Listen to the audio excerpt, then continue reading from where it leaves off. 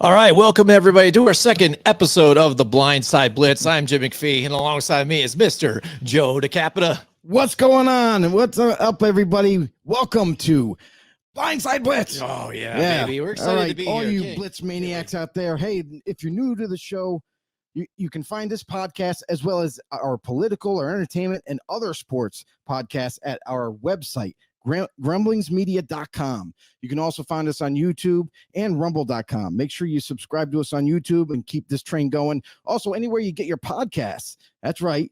We're not just going to be showing up on the YouTube or the website, but also you can take us on the go with you anywhere you get your podcasts. Apple, Google, Spotify, and Pandora, you name it, we're there. Make sure you follow us there as well. Oh, yeah, Joe. And we went live for the NFL draft. That was the first time we ever did that for the whole picks and everything of the night. It was super exciting. First of all, I want to thank Rodrik David and Scott Engel for being with us that night. It was a pleasure hanging out with those guys and talking some football and getting their insight too, Joe. I mean, absolutely. Scott, not just about the Seahawks, you know, he works for the Seahawks.com as a writer, but then also he's a writer for Rotoballer too as well. So to get some insight of what he's saying, and before even some of the picks came down, he's like, this is what I wrote about in my article that we could see happening. And lo and behold, that same stuff happened that night. So it's cool to have that on our show, and the fact that it would be almost like a prediction right there to come across as it was just going to unfold within that evening. So it was cool. And then Rodrik's getting his point of view about the draft from inside the war room, and to see what that's like as a scouting some of this young talent, and the fact that after, you know, day 3 is all set, you have those unrestricted or undrafted free agents there that were tempted to be signed here. And what's funny too was I was hearing too also on the radio that it's funny about being an undrafted free agent here after the draft is almost a better situation than being drafted in the last round, because there you are, you're there, and you get to pick what team you're going with, and sometimes get even a better deal, you know, money-wise. So it works out for some of those guys, and to find a roster to where it fits them, where they can possibly shine and make the roster. Yeah, you know, and that's the thing is like the most critical part of the draft. Everybody knows first, second, third round. That's like the real exciting part, to see how high a value in a player you can get and be able to obtain to make your club better. But really, the real hard work is done in day 3. Day 3 is when you're going to find some guys that maybe have a chip on their shoulder. They're trying to prove to everybody that they can play at the next level, or they excel extremely. Like, listen, we see it and everybody talks about it. Tom Brady, like, how could you not talk about him, you know, being a 6th round pick from Michigan? Nobody really knew a lot about him. He only had a few games of tape to look at. We talk about JJ McCarthy this year, not having enough tape. How about Tom Brady? You know, only a handful of starts. So you can find those hidden gems from time to time. And then at the very least, if you really hit it on the nail on the head, you can find someone that's at least going to stick around for another 10 years and kind of be a rotational piece for you. Yeah, absolutely, Joe. So here we go. It's an NFL draft recap show. So what we're going to do is we're going to go through all the teams, again, A through W, you know, as it is here. And just, we're not going to go through and give you grades, stuff like that. Enough shows are out there doing all that stuff. We don't do that, you know, because again, you're not going to know. You're not going to know how these things pan out. So I can't actually grade somebody right now just upon our opinion right now before they even hit the field. They haven't even played. So we're not going to do this. Yes. So come on. It's ridiculous. All right. So what we're just going to do is we're going to go here and we're going to ask you guys out there. So light us up in the comments too. What'd you like and what you didn't like here about, you know, for every team. So this is where we're going to tell you like what we did like and what we didn't like per team. So let's go down through the roster of the picks of the Arizona Cardinals here now, Joe, you know, and first of all, Marvin Harrison Jr. again, those first couple picks in this draft panned out just like how everybody kind of saw. I mean, and when that happens with the draft mainly too, is because those top guys, you kind of already know there isn't going to be too many moves and jockeying going on, but nobody was really surprised for a good margin here within at least the top 10, I think, of some of these picks. And Marvin Harrison Jr., we've heard about it with the Arizona Cardinals. They go and get their guy. So, I mean, I absolutely like that situation for them. It only helps Kyler Murray and stuff like that. And then they also started to attack some of those weaknesses that they had to try and fill this roster. Yeah, they did a really good job, and they had enough picks, right? Like they had a ton of picks in this draft. So when you have multiple picks, you should have a really good draft. You shouldn't be able to miss on that many guys. But one guy that I'll point out, everybody knows Marvin Harrison Jr. A lot of people had him as their number 1 overall wide receiver, and the Arizona Cardinals kind of fell in love with him very early in the process. So they did a lot of homework on Marvin, and they were just pretty much set. Probably a couple weeks before we even got to the draft, they were like made that predetermination, like that's our guy, we're going to get him. Good for them. One other guy that I really did like in this draft was cornerback Max Melton out of Rutgers. He was like one of my sleepers in this draft, and I was kind of hoping, not going to lie, that he would slide to the 3rd round from my team. But man, great value in the 2nd round. And this kid's going to be a starter. He's definitely going to come in and looking to take someone's job 100%. One pick that I really wasn't that satisfied. I felt like it was a little bit of too early for me anyway. I don't want to say reach because everybody kind of used that terms way too often. But he wasn't my cup of tea. I'll just put it that way. Darius Robinson, D tackle from Missouri. He played D end for Missouri this past year, and he did very well. He had 8.5 sacks. He's very tall, lanky, very powerful type of dude, but he's a little heavier at 285 that you would want to be on that outside. Not very quick, doesn't have a lot of burst. So I felt that they drafted him a little too early, but I definitely could see him kick inside the D tackle at the next level, and they can kind of build off of that using his power and being able to like hold up at the point of attack. Yeah, I hear you there. Same thing. And the fact that with Arizona again, and like we talked about this with every team, this draft altogether was kind of strange. It's different than a lot of others, is that overall everybody was a winner in this one. I mean, so you can't really judge anybody for some of these things, just see how it pans out. Some, like, again, it all depends on what you like and what you maybe consider a reach, and where you think some of these guys are in their potential and where they are as a starter even right now. So yeah, I mean, that's the other thing too, is that there were some picks that were a little surprising for different reasons. But when you look at the draft as a whole with all these teams, like nobody came away with a terrible draft. There's a couple of teams that didn't do as well as I thought they should have, but not as many as typically, every other season. Like there's been a lot of like, kind of like, if you want to call them losers of the draft, that a lot of, mock draft experts out there that kind of visualize a team in a certain way, and they go a completely different direction. And they think that it's like, okay, well, that was pretty terrible. I don't think you got value. I don't think you got guys that are going to play at the next level for you or even start. So there's always those conversations, and we'll probably have a couple of them as we go. But I have to say that for the most part, every team had a decent to good draft. I mean, obviously there's those core 4 or 5 organizations that always draft extremely well. They don't overthink it, and they just take value. And you saw that with the Steelers and Eagles, but we'll get to them later in the show. Yeah, so let's move on to the Atlanta Falcons again. And that's probably the only major hot topic that everybody's kind of bringing up, and that was a big kind of head scratcher for some people, even on the broadcast, with Michael Penix Jr. coming out as that number 1 pick right there, because again, Atlanta, we even thought about this when we were doing our mock draft. We're like, what do they usually do? I mean, they went and got Kirk Cousins in free agency. So you figured, all right, we're going to lock him in. And then they're going to get him some receivers, some like things like that, some weapons, some more weapons, even though they have weapons. I think maybe even one of those guys, was there. And how powerful would this offense be? And then you can just work on your defense after that. And then maybe take a shot at one of these quarterbacks later on, or see what you're going to do, maybe develop under Kirk Cousins. But right off the bat, there it is. Michael Penix Jr., bang. People are kind of shocked. I know your brother was on here live with us, and he was kind of flipping out because Falcons he was hearing it ahead of time. And Kirk Cousins himself was even shocked too. So I mean, it was pretty crazy, because he's not saying he's not saying that like no, right not now, at all. But there you go. And maybe they're just thinking in another situation. They're like, all right, here, people got doubts about this guy, but if we pick him here and he is who he is and who we think he is under Kirk Cousins, we already got our franchise quarterback right away. We have good weapons that are still young even right now. And then maybe still even build for the near future and not so far future. Well, it's funny you say that, Jim, because the way the GM is talking, it's not near future. He's talking as crazy as like, oh, he's not going to start for another 4 to 5 years, maybe even 6 years. So here's my issue with this whole scenario is that the Atlanta Falcons came on with the 8th overall pick.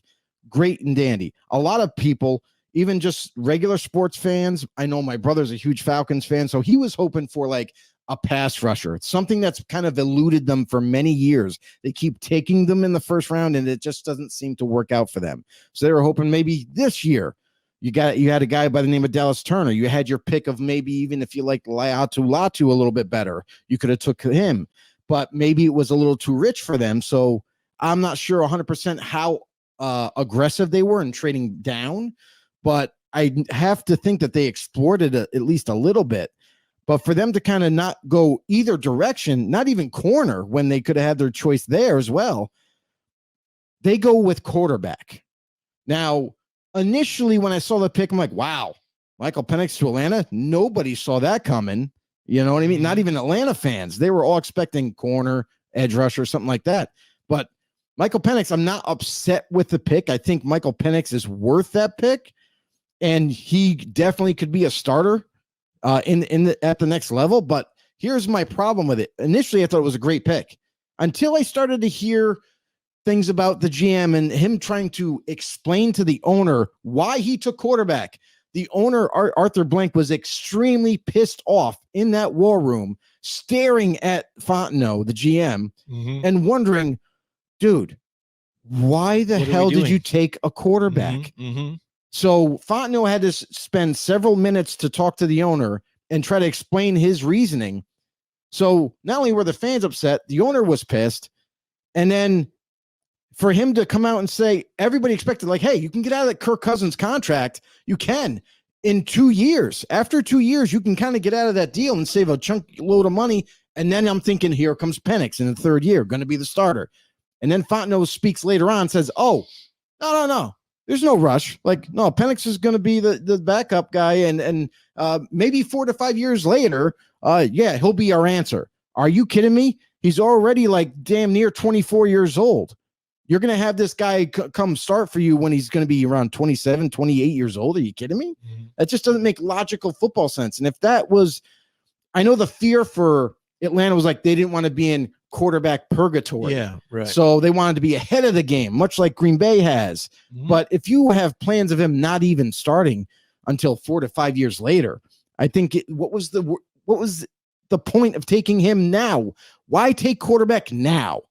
Wait a year or two later, then take quarterback or trade up for it. So to me, I liked the pick initially. I hated the pick after what I've heard.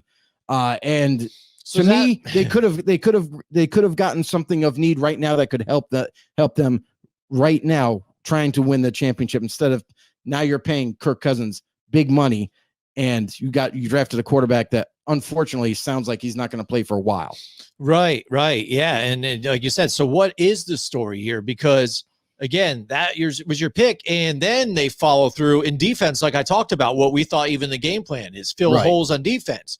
But seniority kind of that first round pick, that's what you talk about, Joe. You don't usually pick that first round pick unless you're really set that has to be a starter. Has to be a starter. Yes. Has to be a guy that you're going to plug in pretty quickly. Yeah. Or at least again, a like year you said, later, quarterback, that's going to be your main thing. For it to be down in the plan and then go and get your other depth positions here and not even depth position, but other holes that you need. And they need to be your starters even too, but now you're getting them in the 4th, 5th rounds. You know what I mean? Right. There's less of a chance that they're going to be productive here for your team too. So again, maybe get some fill some of your holes here in that first pick. But what do you think? So is that even your like and your dislike at the same time?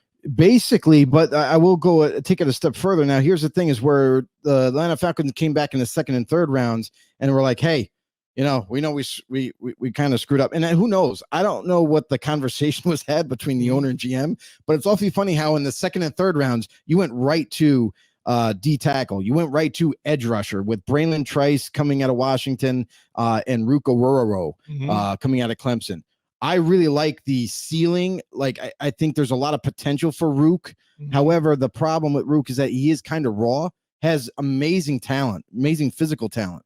But if they can coach him up and teach him the game of football a little bit more. He's played only like one season as a starter. And then you got Braylon Trice. Braylon Trice, actually, funny story is Braylon lost a ton of weight just for the combine to kind of get high numbers athletically.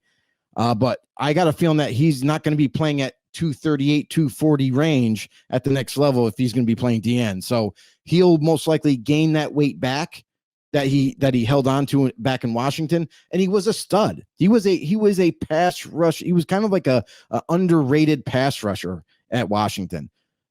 Is strong at the point of attack, had power moves, had a little bit of bend to him. So he has the potential to be at least a solid edge rusher. And I think that could be something more like a sleeping type of draft pick there for Atlanta.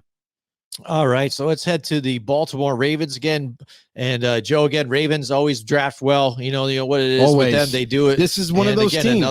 Another thing. They just whatever they do, and they seem to get what they want. And following the draft this year, I think it was really good for teams, like we said. And it's odd because sometimes who's there, they're gonna who gets picked, and then all of a sudden there's a rush for this. Like we even saw that maybe with there's always a run. Like hey, all of a sudden maybe Bo Nix, stuff like that. So a lot of different quarterbacks see it thrown in there. Record, by the way. I mean, so we have seen history this past one too as well, Joe. But Nate Wiggins was there for them again, just fell into their lap. They didn't have to do any moving. A lot of these teams just didn't really have to move that much, here and there. Buffalo Bills moved back a bunch of different positions and into the second round. So it was pretty interesting to watch them go further back when I thought they even had a need that they could grab one of these guys that was even here. So I'm sure Buffalo fans, when we get to them a little bit, will be scratching their head and have something to sound off about here. But Baltimore, solid team and solid franchise, always getting it done, Joe. Yeah, I mean, with Baltimore, they're one of those franchises, just like the Chiefs, just like the Packers. There's these Steelers, even like Eagles. They all draft extremely well, and I feel like, as crazy as it sounds, it's just common sense to them. Yeah, you know what I mean? They don't try to overthink about taking X player or Y player. They're like, hey, this is our board. We have value all the way down, and we're going to take the best available. So I love the direction that those franchises have taken. The Ravens are definitely one of them. Here they have my number 2 overall corner in Nate Wiggins, a guy that definitely should have been in the argument to be taken earlier, but wasn't. He ends up sliding right into their laps, like you said, Jim. Like, how could they not love this? You get a guy who, if you're going to nitpick at him, the only thing you can say is, well, he's very light. He needs to add weight, add muscle. No problem. The Baltimore Ravens training people will get that job done. They are going to get some weight on him, probably an extra 10 to 15 pounds. He'll still be able to hold on to that speed of his and that acceleration, and he'll lock people up and down the field. I have no concerns for Wiggins. I think he's going to definitely put on the extra weight. So then you'll see him be a little bit more aggressive than he was in college and make better tackling, better tackling formation and all that, like be able to bring that guy down. So I think that in the short term that Wiggins will develop over the course of this season. And before you know it, at the end of the year, we're going to be talking about this kid as being the next shutdown corner in the NFL. So I love the pick. I felt it was tremendous value for where they got him at 30 overall. Other than that, when I was looking at their draft, they were pretty solid all the way through. The only one that I kind of like was a question for me was Adisa Isaac, who I wasn't very high on going through this process, but then again, like we're using limited resources to look at these guys. So Adisa Isaac for me, pass rushing phenom for the Penn State Lions there. I liked some of his tape, but like Chop Robinson kind of jumps off the page to you. When it comes to Adisa Isaac, he has quickness and speed, but I don't think at the next level he's going to be able to take on these tackles or get around these tackles very easily like he was able to do in college. So I think it's going to be kind of like a slap in the face for him at the next level. And to take him with that 3rd round pick, I felt like it was a little too rich. Right. I hear you there. I think what do you think about the fact of even getting Iowa State's defensive back, TJ Tampa? Because again, I think that was one of those guys you really liked too as well. I love them. That was they were able to get him late. And now you look Yeah. at, again, Nate Wiggins on one side, and then we'll see what TJ Tampa can do with this team too. I mean, that might be a nice factor for them too. So what the information that I gathered was that was the culmination of talent pushing down talent in the draft. And TJ Tampa, as much as he played a lot of zone at Iowa State, I feel like some teams that like to do both man and zone shied away from him altogether. Maybe not even had him on their boards because there was some concern. Well, we're not sure if he can really play man. He played a lot of zone, and that's what he was good at. So maybe we don't put him on our board. But I think that's all hogwash. I think TJ Tampa has the ability to play both. And the Ravens, yes, they do play predominantly zone. However, he has the capability to do both in my eyes. I think he could definitely develop that with better coaching at the next level and not be so uncomfortable doing that. So I definitely think he's going to be a steal, in other words, for the Ravens and for them to get this guy in the fourth round. It's blows my mind. For a lot of other teams, all 31 other teams let him slip till Baltimore's pick in the fourth round. So I just think it's another home run for them.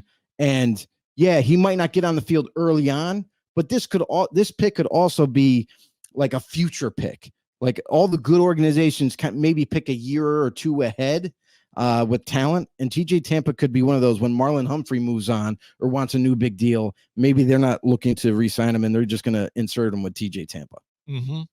Yeah, and then we look at the Buffalo Bills, which I just talked about, that moving back, still able to get a wide receiver in Keon Coleman, and right. We'd even talked about that, draft night with Rodrik, and it's funny, they're still able to move back, get draft capital, still get a wide receiver that I think you even like too, one of those guys that can get those contested type of throws here, something that I think Josh Allen would like to have. I mean, Stephon Diggs, a different type of wide receiver. I mean, he's scrappy and can make a lot of moves, stuff like that. But this, again, one of those guys, if you got those jump balls, you can kind of go up for him. And a nice thing that would be great for Josh Allen on the run and whatnot. Right. And that's the thing, too, is I think the Bills had, was it NFL.com kind of gave them a B+ grade. And like we said before, we don't do grades. Yeah. It's too early. But they gave him a B+, and I don't agree with that if you're going to give them a grade, because when you look at their whole draft, they were hitting on all cylinders with their value. Keon Coleman slides to them. They were able to trade back, actually get more picks from 28 to 33 and still get a wide receiver like Keon Coleman's, talent. So a very big, long, physical, he's got speed too. Like a lot of people kind of were nitpicking of the fact, like, he doesn't have the quickest burst or acceleration.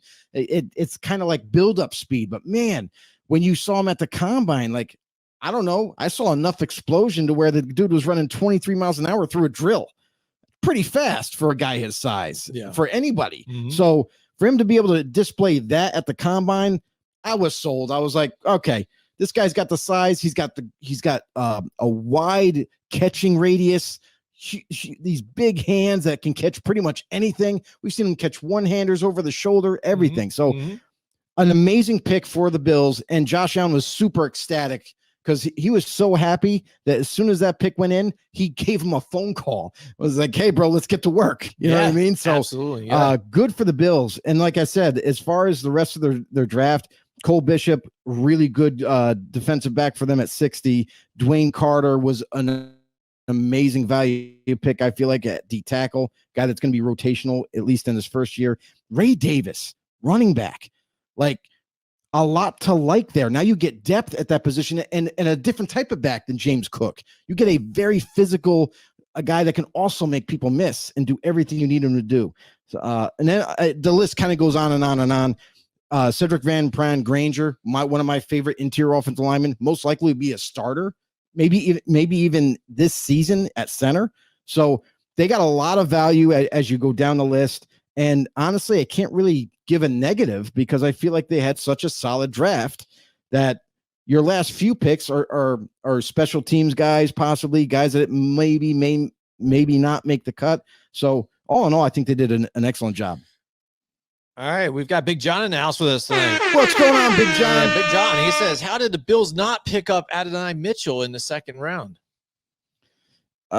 Because they simply didn't want him. And here's the thing about Adonai Mitchell. There was a lot of like praise for Adonai Mitchell. I wasn't a huge fan, and it didn't seem like a lot of the 32 teams were of him as well. Definitely a gifted receiver. He definitely has a lot of talent, but for me on tape, the problem that I had was at times, not all the time, but at times, it seemed like he was a little disinterested. He didn't give it 100%, finish the route at the end. Like there was moments throughout the game where it almost looked like he was disinterested and didn't go all out every single snap. So that to me, along with like some of the miscues in terms of catching, it showed up on tape where it was like an easy catch and it just kind of like just bounced off his hands for some reason. Mm-hmm. So focus might be a question. I think at the next level with better coaching, I think that he can kind of iron out those minor details and become a better receiver at the next level than he was in college. He was a good receiver in college, but I feel like with better coaching, they're probably going to get that shaked out of him to the point where like they get a solid player. But again, when you're talking about a player that you still have to work on things versus a player like Keon Coleman, who I think was just more solid and something that they were looking for in terms of size, that's why the Bills went with Keon Coleman. Yeah, and again, like you said, it's whatever they want to do. We talked about it with Rodrik too. Again, maybe you see that Adonai Mitchell here. Mm-hmm. He actually brought a few up, and again, they weren't drafted. They end up going further back. So right, you never know. Like you said, you don't know what's going on in that room and who they're talking about and what they are. That conversation, right? That conversation right there. They probably had Adonai Mitchell mm-hmm. in that conversation. Mm-hmm. Keon Coleman. Who knows who else they were thinking about? Because usually, like we were talking to Rodrik, former Atlanta Falcons scout, during the draft, and we were kind of picking his brain about, what are some of the thought processes and conversations had in the war room for each pick. And he was like, you usually have a few players that you have a discussion maybe about. There's always one guy that you really want. But if you're going to trade back, you're like, hey, well, we want Keon Coleman. Bills probably wanted Keon Coleman all along. And then they're like, we'll trade back. If someone takes him, then we got B and C as options. Maybe Adonai was one of them. So, there's pros and cons to everything, every pick. And we're not going to know now, but 2 years at least down the road, then we can kind of get an idea of these players at the next level. Yeah, definitely, Joe. Again, and I think overall the Bills again trying to find some needs, mm-hmm. And I think what they really want to get was more draft capital for them. Right. Let's move on to the Carolina Panthers again, right. Who they were one of the guys that traded there, even with the Buffalo Bills out of nowhere. Again, we were talking about like we weren't even going to figure out how much scouting we were going to do with the Carolina Panthers, and we're at the end of the night, we're watching it, on the screen, and like, boom, Panthers are on the clock. We're like, whoa, here they come. They're back in it. That's right, Joe. And what do you think you like most about, what the Panthers did? Even in trading up here, was it worth it for them, to move up? Obviously, in their eyes, I'm sure the Panthers were really aggressive in this draft, which was interesting because they didn't have a first-round pick until they traded up into the bottom of the first round to get a guy to help Bryce Young. Wide receiver was a big, still a big kind of like department where they need to influx it with more youth and more talent. And they end up looking out to grab Xavier Legette, one of my favorite wide receivers, definitely in the top 10. For me, I believe I had him at 5 or 6. Very dense type of wide receiver, very big, physical, strong wide receiver with tremendous speed at 4.3. The one knock on Xavier was like route running. It wasn't as crisp as you'd like to see it, especially with that fast 40 time. And I think that with obviously at the next level, he's going to be coached up. He's going to be working on route running all throughout the practices and training camp, and he's going to get better at it. So by week 1, you might see a little bit different of a receiver in Legette and a much improved one. So that's one player that I really like. The other one that I have to say is a guy that I thought they took too early, and running back Jonathan Brooks. Now, a lot of people consensus-wise were saying Brooks was number 1 running back coming into this class. But, man, second round? I felt like that was early for any running back to be taken. Maybe third and then moving forward. But, man, I think that was a little too early. Other than that, I think the rest of their draft is pretty solid. They because they were trading up and maneuvering around the draft, they lost some of that compensation to utilize. But overall, pretty solid. Jatavian Sanders, tight end. He's just a receiving tight end, though. So, like, if you're looking for him to help out in the blocking game, I think it's sadly mistaken. So that probably would be the only knock I would give their draft is the fact that they took Jatavian Sanders, and I think they could got him maybe a round later. But we'll see how that all plays out for them. Bryce Young, I know, is happy because he's got not only one, but a couple of starting caliber weapons that he's going to have at his disposal this upcoming season. Yeah, I mean, again, I think they just wanted to help get a weapon here for Bryce Young to do something. We'll see how it pans out. I really don't think they're going to turn this team around overnight. It's not like one of those things like we saw with Houston. But we'll see. I think it's it's predicated on Bryce Young. Yes, his development from his rookie year was embarrassing at times. So you got to wonder, like, at this upcoming season, is the offensive line going to remain healthy? Is the offensive line going to play better for him? Because it seemed like he was getting rushed out of the pocket quite often. And it ruined what development you possibly could have with him in his rookie year. So come full circle now, let's see if the whole team and Bryce Young himself can get a little bit better for this season. All right, we've got stuff from Sports Grumblings ourselves here, our mother company here, the mothership. He says, isn't Leggett a Mingo clone, Joe? I don't believe so. No, he's a very different body type. He's very physical and big, but with Xavier Leggett's speed, which is off the charts for his size, you got to love his contested ball opportunities that he can make. And I really think that if they nail down his route running, improve that a little bit more, that this kid is going to be electric at the next level. Definitely going to be a huge help for Bryce Young. Will most likely be his favorite target over Adam Thielen. Oh yeah, definitely. Again, you're going to have that veteran on the other side, and then hopefully this guy will be the guy that's going to go be with Bryce Young in there and get it going. That brings us to the Chicago Bears, though, Joe. The Bears. Yeah, right. We've heard some Caleb Williams already on the press conference and stuff.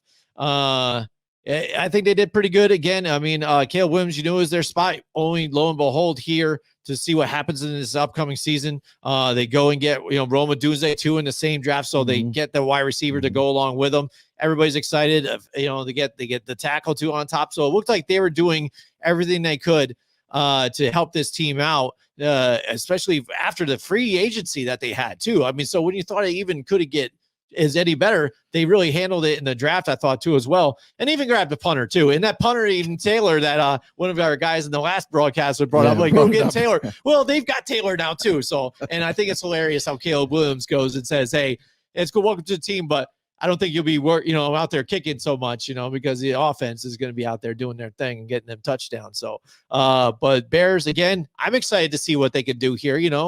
What do you think, Joe? So here's the thing is, with the first two picks, when you have two picks in the top of the 10, top 10 picks in the first round, it's a success all around. You're going to get two blue chip players all together, and they grab what they believe is the number one quarterback in Caleb Williams. Now, I'm going to be a little bit different than most people around, the draft. And I'm going to say, I did not have Caleb Williams as my number one quarterback coming out. And I'm not questioning his arm talent. I'm not questioning his mobility, or his stature, because everyone's kind of like, oh, he's only 6'1". He's got good size for that body type at 6'1". Definitely has huge arm talent. It's very mobile. My biggest thing is that there's some red flags with him going into the NFL from his college days. So USC, they typically ran a one-read offensive system. It was very simplistic. He only had to make one read and make the throw if it was there. If it wasn't, that's where we saw a lot of game tape with him creating time or escaping the pocket and taking off down the football field. So at the next level, it's a lot more complex offenses up at that level. So I kind of question, can Caleb handle it at the next level? Can he get the playbook down? Is he going to be able to read defenses and and go through progressions through each snap and make the right decision and make the right throw. So I think for me, other than that, the X's and O's part, there's red flags off the field. I question his leadership. You know, there was things with him Sit down outside that I heard rumors about, and it was just kind of made me think, like, what kind of a player is anybody getting in this Caleb Williams? So to me, I'm a little bit more critical of Caleb Williams being picked number 1 overall. Still think he's a tremendous talent. I think he was deserving to be picked in the first round. I'm just not as crazy about taking him 1 overall. Other than that, they crushed it with Roma Dunze at 9. I can't believe Roma Dunze made it to 9. Yeah. I thought I had a sliver of hope for Atlanta fans, maybe possibly taking Roma Dunze there at 8 to kind of bolster that offense, especially having Kirk Cousins there. So they didn't do that, and Roma Dunze, and they don't overthink it. They just make the pick. So other than those 2 picks, that's kind of what kind of put them over the top in terms of their overall draft. But after that, they probably got themselves a starting punter in Torrey Taylor.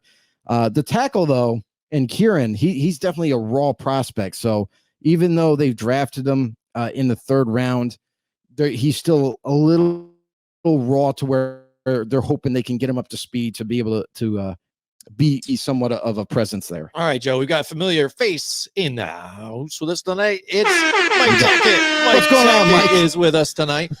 He says Chicago is giving Caleb Williams more than enough weapons than any other rookie quarterback has to throw to. If Caleb still struggles after year 2, then he's who we thought he was. R.I.P. Dennis Green. Wow, he is. Yeah. Who we thought So my thing is with all of this is the fact that he's right.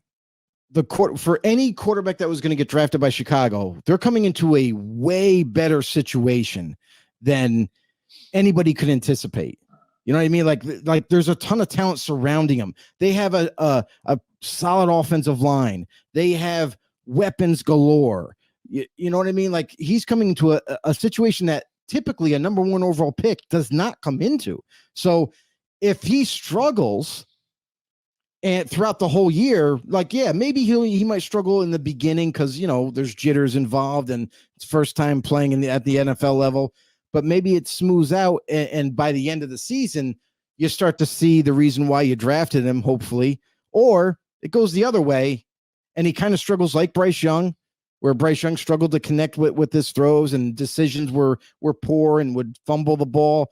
That's the other concern about Caleb, is the fact that he holds the ball loose whenever he's running, much like Lamar does. So that leads to turnovers, you know what I mean? And that's my issue, is at the next level. I'm not sure if he's going to be able to handle it all in his rookie year, especially. Right. And when you talk about that again, and like I said it before, when we were breaking it down in comparisons, again, I kind of compared it the way like Patrick Mahomes kind of looks, but not on that same level. But it's almost like he's trying to like tailor his game kind of to that a little bit. But I don't think he's going to be able to have as much success as Patrick Mahomes. I think it could turn into poor turnovers with some of the decisions that he makes. So like you said, even palming the ball when he's trying to make some of those off the foot kind of throws could get him in trouble. The biggest thing too is like, where did Patrick Mahomes get selected?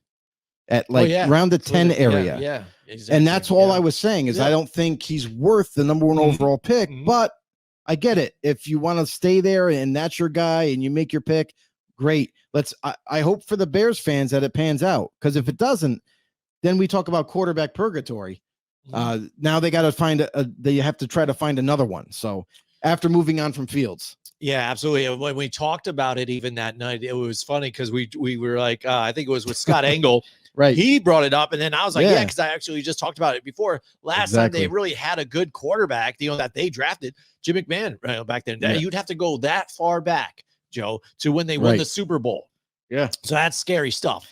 It is. So here we go. We got the Chicago Bears we just handled. Now the Cincinnati Bengals. Right. Cincinnati Bengals in their first round grabbed Marius Mims, again, another guy that you really liked here. Chris Jenkins on top of it too. So I think you really like that. They got their tackle on the offense, defensive tackle too. My guy from Michigan, he's got it in his blood. Chris Jenkins is his father. I like that situation for them.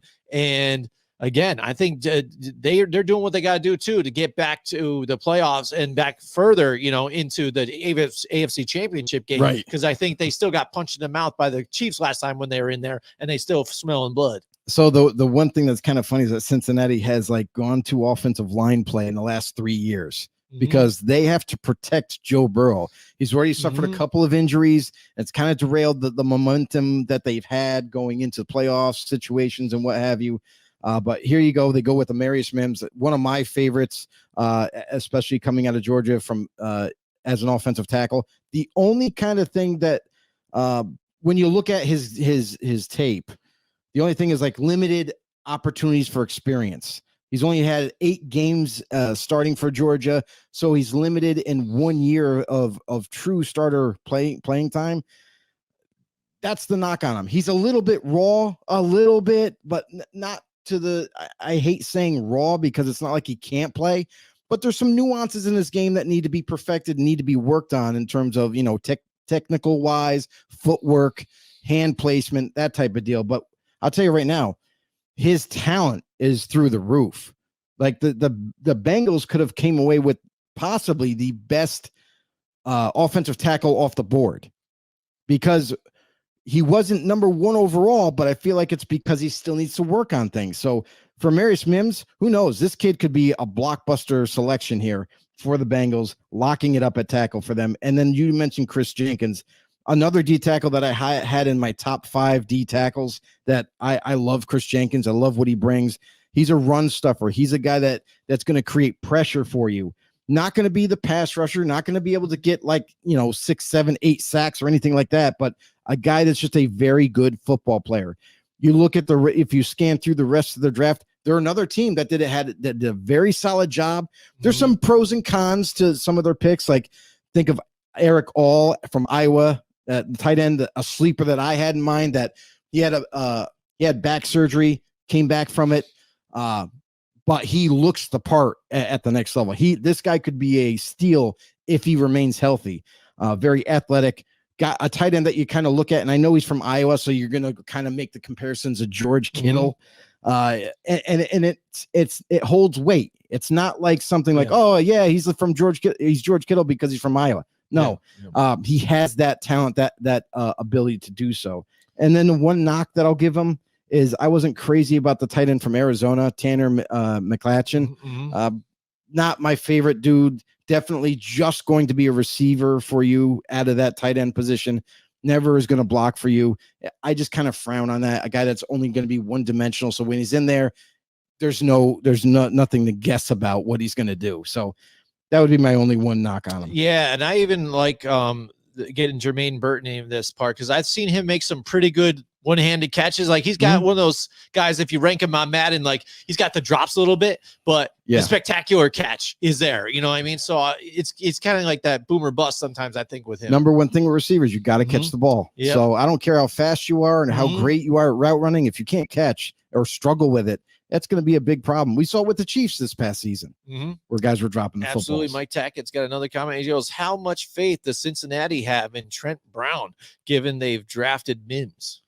You got to remember this. Trent Brown hasn't been the most healthiest tackle out of anybody the past 3 years, 4 years, even maybe even longer than that. I mean, you go back to when he was a Raider and then went back to the Patriots. Still, this guy was saying, oh, I'm hurt. I can't play. I just think this guy is definitely just kind of, stringing out the contract, just trying to make as much money as he possibly can before he announces his retirement. So Trent Brown to me is just a Cabbage Patch baby right now. He's just like, I don't want to work. I don't want to do anything hard. I'm on IR. Just leave me there. Yeah, ride it out, and get that contract again. So I think see that even it was a brilliant selection for them and for them to have Mims there. I think it's a really good selection. Absolutely. Yeah. We're talking about the 2024 NFL draft. We're doing the recap right now. Right. What did you like? What didn't you like? If your team out there, if you think they did a good job, didn't, let us know in the comments. Absolutely. Again, just like this show right here, you can find all your other shows here on the YouTube pages here for Grumblings Media or grumblingsmedia.com and anywhere you get your podcasts too as well. Not only for sports, but then also our political podcasts too as well and entertainment too. So check them out, grumblingsmedia.com on YouTube, Facebook, everywhere you get your podcast, Apple, Spotify, you name it. We got it there. So come check us out. Spread the love, everybody out there. It's Grumblings Media. We're starting a new thing. Let's get it done. All right, here we go. We've got the Cleveland Browns here, Joe. The Brownies. All right, Michael Hall Jr. here, their first pick here for them at 54 overall. You know, they were one of those teams that weren't fortunate enough to make it into the first round because, again, that's part of that trade would they get Deshaun Watson. And this is some of the things that you've heard about post-draft, you know what I mean, is the fact that this now Deshaun Watson deal has finally come to pass. Now, the deal is finally done. Everybody has gotten what they have gotten from this deal. And right now, it doesn't look so good for Cleveland on this thing. Again, just because he can't even stay on the field. Adam Schefter made it a big deal to complete the trade in the draft and was like, it is now official, everybody. The trade between the Browns and the Texans is now complete after this draft and this pick and blah, blah, blah. Yeah. And I'm like, okay, dude, it's not that big of a deal. Like, it's a completion of a trade. It's fine. Yeah. So, I mean, everybody kind of making that like a real big deal in the draft and whatnot. Oh my God, who the hell? Thank you, Peter. Thank you for speaking up. But yeah, all in all right, it's come full circle. Great. Let's move on. But I do like their first couple of picks for Cleveland. You know, D tackle Michael Hall. Michael Hall was kind of like a underrated D tackle coming out. A lot of people liked him, but some people didn't have him in that conversation with Chris Jenkins and with maybe Brendan Fisk or whatnot. So I think he's a little bit underrated. I think he'll do well for Cleveland. Zach Zinter, to me, a guy coming off of a major injury late in the season, and kind of derailed that Michigan run that he was going to be able to do with his teammates. But nonetheless, very gifted offensive guard for them. He's going to do well. He's going to get healthy and definitely going to end up being a starter for Cleveland. One negative I'll say is that I wasn't completely excited for them to take Jamari Thrash, who definitely, it's not like he doesn't have talent. He does have talent. He can get open. But again, Jim, you mentioned about it earlier in the show, inconsistent hands. It's going to frustrate fans. It's going to aggravate coaches. And I feel like that was kind of like one of these things, like, unless he can get better at catching the football, it's going to be kind of like a missed pick. 2 years from now, we might be talking about it. All right. We've got Back to the Stone Age. I like it. I like the name. Back to the Stone Age. Let's see what he has to say here. It seems like the Giants could have bluffed the Vikings into trading up to take McCarthy. Should they have? We're actually hearing too that it was Sean Payton. Was taking claim for bluffing the Vikings into that. Like that. No, he's full of crap, bro. Listen, he might have tried. Yeah, but he thinks he actually made it happen for them to trade up. But let's be honest, I don't think they traded up because they were worried about you trading up. You know what I mean, or taking them. Right. I really don't. I think they just wanted to make sure that no one else was going to trade up at them, like the Raiders, because they know that the Raiders were trying to trade up to get a quarterback. They weren't sure who they were going to go with. So that was one of the interested quarterbacks there. So I think all in all, Minnesota just wanted to make sure they got their player, got their guy, because quarterbacks were flying off the top 10 picks were like crazy with quarterbacks. So they were, and I thought even they were able to sit back a little bit more and then make their shot, and stuff. Because again, we were looking around that 4-5, range or something like that, see if they were going to strike and make a trade or whatever. And then the pick was in. All of a sudden, we're like, oh, all right, they're chilling. See where we're going. And then they finally pulled the trigger. And going back to the Giants, I don't think Minnesota was ever going to entertain that, because it would have cost so much more in compensation to pull that off that I don't think they were comfortable with. They're like, hey, wait a second. JJ McCarthy could fall to us here. Like it's possible that he slides down we don't have to go way up to that pick at 6 and give up more than what we already have. So I think they were smart about it. They were disciplined about it, and it actually worked out in their favor. Yeah, and I think the Giants did the right thing again. I mean, I've been on the Daniel Jones train and then, teetering off, but then still back on and stuff. But it was still a question mark there at this time. When I was watching them, when they're on the clock, I'm like, do they do it or will they? I mean, they run, the wide receivers right there, neighbors, you got to do it, right? So if they go and get quarterback, then holy crap, they're ready for the reset here, and they're sold on, Daniel Jones ain't the guy. But, throughout the whole before the draft, they were saying, hey, he's, we're planning on him being the guy. And now they finally get him a number one weapon. You would hope, and what you've seen from his college tape, can be this guy that he has never had. Even the Giants haven't had, I said, even in a while. Odell Beckham was the last Tiger. One. Yeah, exactly. Yeah, and even he was really injury prone. So I mean, he was really good, a flash in the pan. Yeah. And I mean, Daniel Jones though has never been able to have that. I mean, Darius Slayton, who's even trying to say, "Hey, I love you guys. You're gonna bring, what are we gonna do? You're gonna bring me back. Blah blah." He is 6th rounder. He had a decent year, 1 year. They're like, "Oh, that was cool. We got some value in that pick." And then you're kind of like, "No." Now we see why we drafted him where we did. Let's just hope that this LSU product pans out more than Odell did, because both had tremendous talent, just like Neighbors does. And some people, even out of college, were saying he's a little bit of a diva. Mm-hmm. We'll have to wait and see if that kind of character comes out in him now that he's been selected.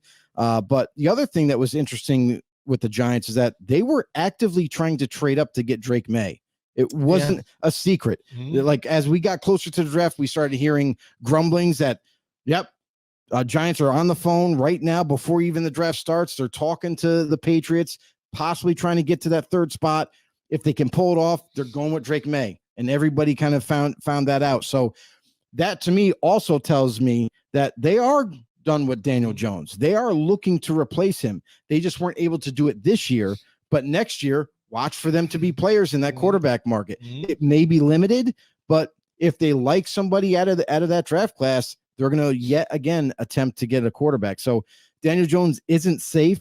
I know that they can get out of his contract relatively soon. Yeah. And that might be type of the transition that we see, where maybe they move on from Jones next year in a trade to someone else or something of that nature. So Daniel Jones right now, safe.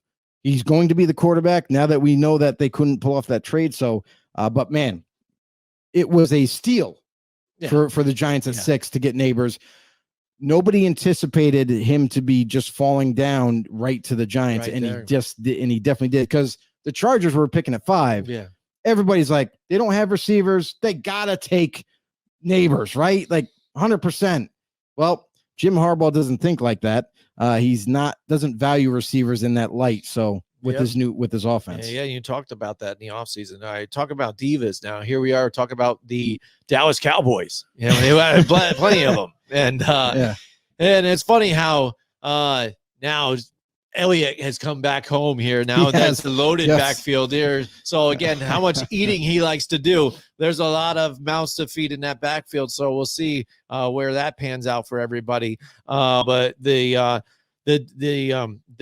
Cowboys, we talked about it. Will they go for flashy pick, or will they actually go and fill one of those needs? And we said, tackle, again, one of those needs that they need to do, because not only just age, some of these guys, but then the injuries that they've had, even on this offensive line. At one point, this was one of the best offensive line, but as of late, because of injuries, and again, getting older at this point, they haven't really focused and tried to attack this here. Right. They're kind of going for those bigger, wide receiver picks or whatever. Now they go and do this and get Tyler Guyton here for them. What do you think about the Dallas Cowboys here, Joe? And what their plan was? For Dallas, I felt that they had a decent draft. I mean, especially early on. You look at, like you just mentioned, Tyler Guyton. They needed a guy that could be a starter for them. What's interesting with Guyton is I wonder if they're going to move him to left tackle or keep him at right tackle, because you got Terrence Steele right now, who's got that right tackle spot locked down. If you're going to ask Guyton to now move to left, which he only played, I think, 1 year of, not as comfortable on the left side, don't think you want to do that to a rookie and kind of make him switch his stance and just throw him out there to the Wolves. So something's going to be interesting to watch for is Smith, who they have penciled at guard. He could play tackle. And until Tyler Guyton gets up to speed, he could just play left guard for them. So I wonder are they going to play musical chairs a little bit with that offensive line to get him in that lineup? That's kind of what I foresee. But again, I don't think he's ready yet. A little bit more of a developmental prospect to be that left tackle for them of the future. Other than that, Western Michigan DN Marshawn Nealand, I thought was a very, very good pick. And we talked about before the draft happened how don't be surprised if Dallas looks to fill a void that is going to come soon at that DN position. You know, we talk about DeMarcus Lawrence getting longer in the tooth, a little bit older, not productive as he used to be, especially carrying that big contract. Well, here's your answer. Marshawn Nealand will probably replace Dexter Lawrence.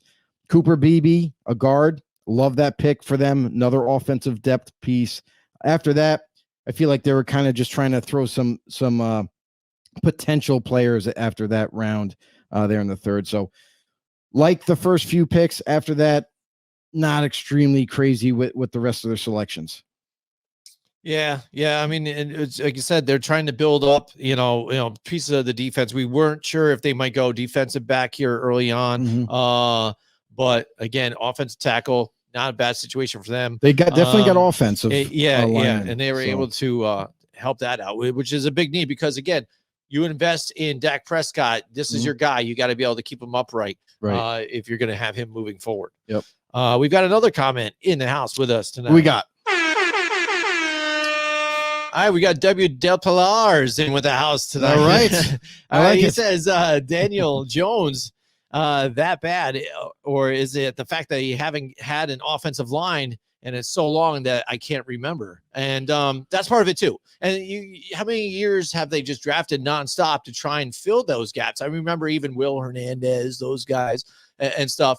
Now it's even a different regime that's in there now trying to help this offensive line out, and it's been putrid still. I mean, so they it's not like they haven't tried, Joe. They just haven't really hit on some of these guys and made it happen here. Neal was there again. It looked fairly decent as a pick, but again, looks like he's having a little trouble with some of those guys, like, those pass rushers getting off and getting that step off there. And we even talked about, do they decide to try to move him into the guard position and draft a right tackle or something like that, if that's a situation that they look at?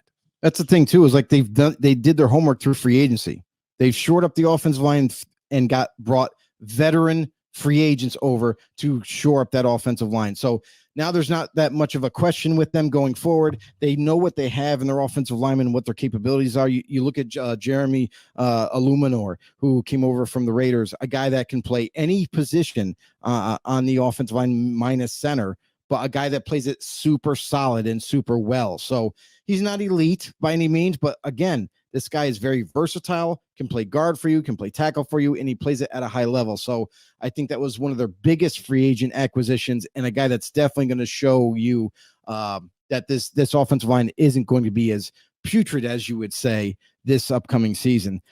So, I mean, for them, like when we talk about Daniel Jones, there's pros and cons to Daniel Jones, and everybody knows it. We've seen enough evidence. He's been there long enough to where you can pick the cons out of his game, pick the pros out of his game. And that's why when they basically just had Jones and Saquon Barkley, no real receivers that one year, they were still able to get some wins that they probably shouldn't have been able to, and utilize Barkley in the run game, in the pass game, Daniel Jones with his legs a lot.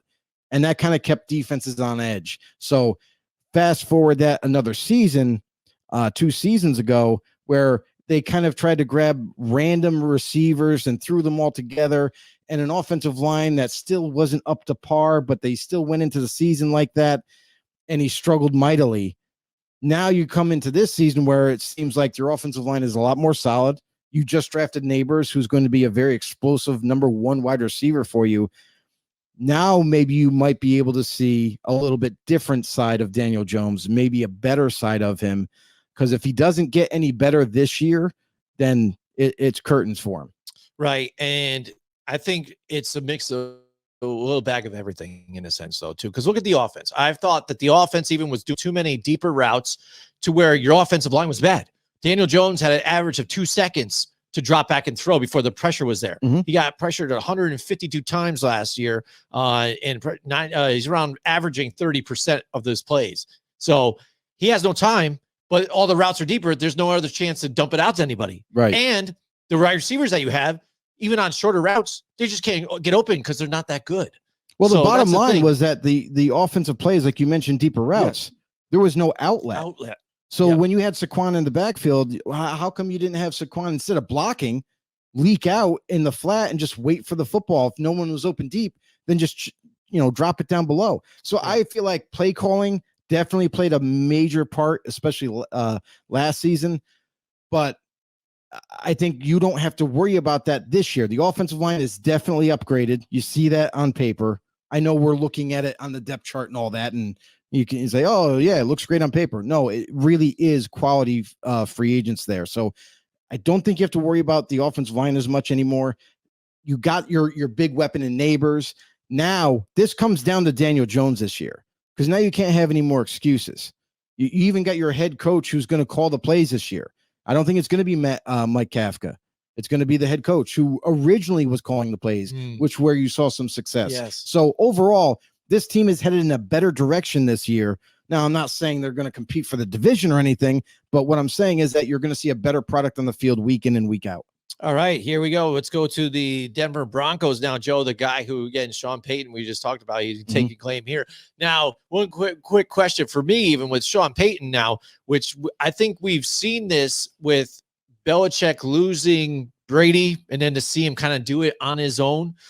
Now that Sean Payton is not with the Saints, takes a year off, doesn't have that Drew Brees, but had like Russell Wilson, talk shit about the previous regime, and really hasn't done much better, a little better, obviously, but still, but it's Sean Payton. You've got that name behind who you are. If he can't get it done here, does that, I'm not going to go with the whole tarnish his legacy, but no, is his head now getting so big and he's confident who he is? Like he says, if he cannot get Bo Nix on board and get him to work his offense and what it is, and he's failed this franchise, what do we say about Sean Payton after this? Well, it's real simple. Whenever you draft a quarterback with a newer regime or a new regime, that quarterback is tied to that regime. So they believe that Bo Nix is their starter of the future. So it's all going to depend on Bo Nix right now. There's a lot of pressure being picked in the first round for any quarterback, whether you're number 1 overall or 12. But I think this is going to be one of those. I think it's a good marriage between Sean Payton and Bo Nix, because Bo Nix had a lot of similarities of Drew Brees-esque type of play and the style of offense that he ran in college. So I feel like with Sean Payton, it's going to fit his offense to a T. So I think throughout the whole draft process, this was where Bo Nix was going to go. This is what the Denver Broncos were hoping for. And it got a little hairy when you saw all these quarterbacks go earlier, and you're like, wow, the 6th quarterback is Bo Nix, and do the Jets take him in front of us? Like, and planning future without Rodgers and grooming him that way, like the Packers used to do. So that was a little scare for them, but sure enough, he ends up falling right to them, and they just make the selection. It was pretty easy. Mm-hmm. I feel like they were hoping at least that this would play out this way, and it did. So they're very happy right now. And I think as far as Sean Payton goes, he's always had an ego, even with New Orleans Saints. That's why you saw him go for 2 sometimes that were, just kind of like, in a sense, arrogant, aggressive play calling. But I think he'll have that as soon as Bo Nix gets it all together and learn the playbook. I think you're going to see that kind of execution, that aggressiveness play out in Denver. Yeah, and again, I understand the running ability with Bo Nix and still, and then arm strength again. I think if he can clean up some of the mistakes again, and not seeing some of the defense, some of the guys that are open, it seemed to in college he missed a lot of those opportunities there, and kind of going to the wrong read and not the right one right away. If he could figure that out, and the best way is having this type of coach here, the mastermind that is Sean Payton, to help him out here. So the problem that's going to be a good fit. The problem with that in college is that they're instructed to do certain plays a certain way. So they might not have to look at the 4th read. They might just be like, oh, you look at 1 and 2. And if they're not open, then you got to go. You got to get out of harm's way. So there were some offenses college wise that they predetermine what they want the quarterback to do. So in a certain situation, that's why you might have seen Bo Nix not throw it to a guy that looked wide open or was wide open. But that wasn't what they wanted him to do. You know what I mean? That maybe that wasn't it, because they needed to get it out of his hands. In the red zone. I mean, and if you're in the red zone, you got to make those things happen when it's there. Because if you don't, and then you're not scoring. The difference between I don't think that's a problem with him at the next NFL, level. I think because of Sean Payton's offense, it's all about 2 seconds, get rid of it. So I think you won't have an issue there.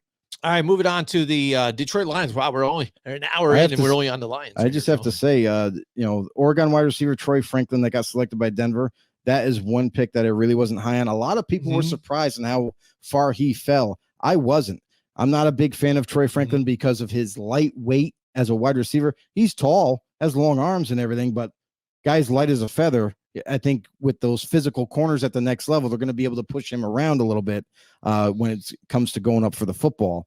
And then inconsistent hands on top of that. So really wasn't too thrilled with that. But here, this is a guy that they believe in, and we'll see if he pans out. Yeah, I think one of our guys, Joe Pratt, had said the same kind of opinion here about Franklin too, as well, a couple of other times. So yeah, we're on to the Lions again. Lions were able to get Terry and Arnold again. Once we got to the end of that draft, towards the last 30 or so around towards the end, and again, it was if you're looking for defense, it was there. So whatever you wanted to grab, it was there, and these guys were able to do that and get some stuff done here. And they got 2 defensive backs here for them too, which helps out in that backfield for them. So I think for the Lions, they only got better. For a team that was just shy of getting to the big game, I think they did a really tremendous job last year, and I think they can only build from that, what they've done here in the draft. Yeah, love the Terry and Arnold pick, and the fact that they got him at 24th overall is pretty humorous, because definitely a number 1 stud at corner, going to be a great corner for them at the next level. Starter right away, but one corner that I'm not excited about is their 2nd round pick, and Ennis Rakestraw Jr., guy who does have the length and everything, kind of physical, but sometimes a little too physical. I feel like at the next level, much like a Joey Porter, when he came out of the draft, we thought penalties galore, and that's kind of how it played out. So I think Rakestraw might struggle a little bit. And at the next level, where you're playing with everybody is a big boy, I don't think he's going to do extremely well, like I think the Lions are hoping for. All right, next we've got the Green Bay Packers here. They in the first round, they go get Jordan Morgan here, offensive tackle. And they've just built up a little bit too on the defensive side of the ball, which we saw last year. Again, the defense slide a little bit. Previous year before, it looked like they were zoned right in. They had Preston Smith going and Rashawn Gary and stuff, but last year it looks like they took a little bit of a step back, but the offense was able to push up through. Now they've made a couple different personnel changes here on offense too as well. And one thing when we talked about, especially when we had Rodrik on here, do they go offensive line? Because we had spoke about, age, injuries, the same type of thing, almost like the Dallas Cowboys have kind of gone through. And lo and behold, that's what they do to try and help Jordan Love out here, so he isn't pressured as much. But despite all that last season and some of that pressure, he really took the pressure and it really performed well for them. Yeah. The one thing I'll say about their draft is that I wasn't a huge fan of Jordan Morgan coming in. He's definitely going to have to kick into guard at the next level. He already has short limbs, which I'm not a huge fan of at the next level, because you got all these guys that are best of the best, all have length. It's going to be a little bit of a challenge, I think, for Morgan, but he is a technician. So it's not like he's not a decent offensive lineman. He's a very good offensive lineman, technical wise. But I just think at the next level, he may or may not struggle with his short arms and his reach. So definitely going to be guard. So I'm a little hesitant to give them a very good grade, especially on their first pick. What do you think about them getting Pratt on this for a quarterback? But their second pick, I'll get to that. But their second pick, Edrin Cooper, I think is a home run. This guy's going to come in and start right away at linebacker.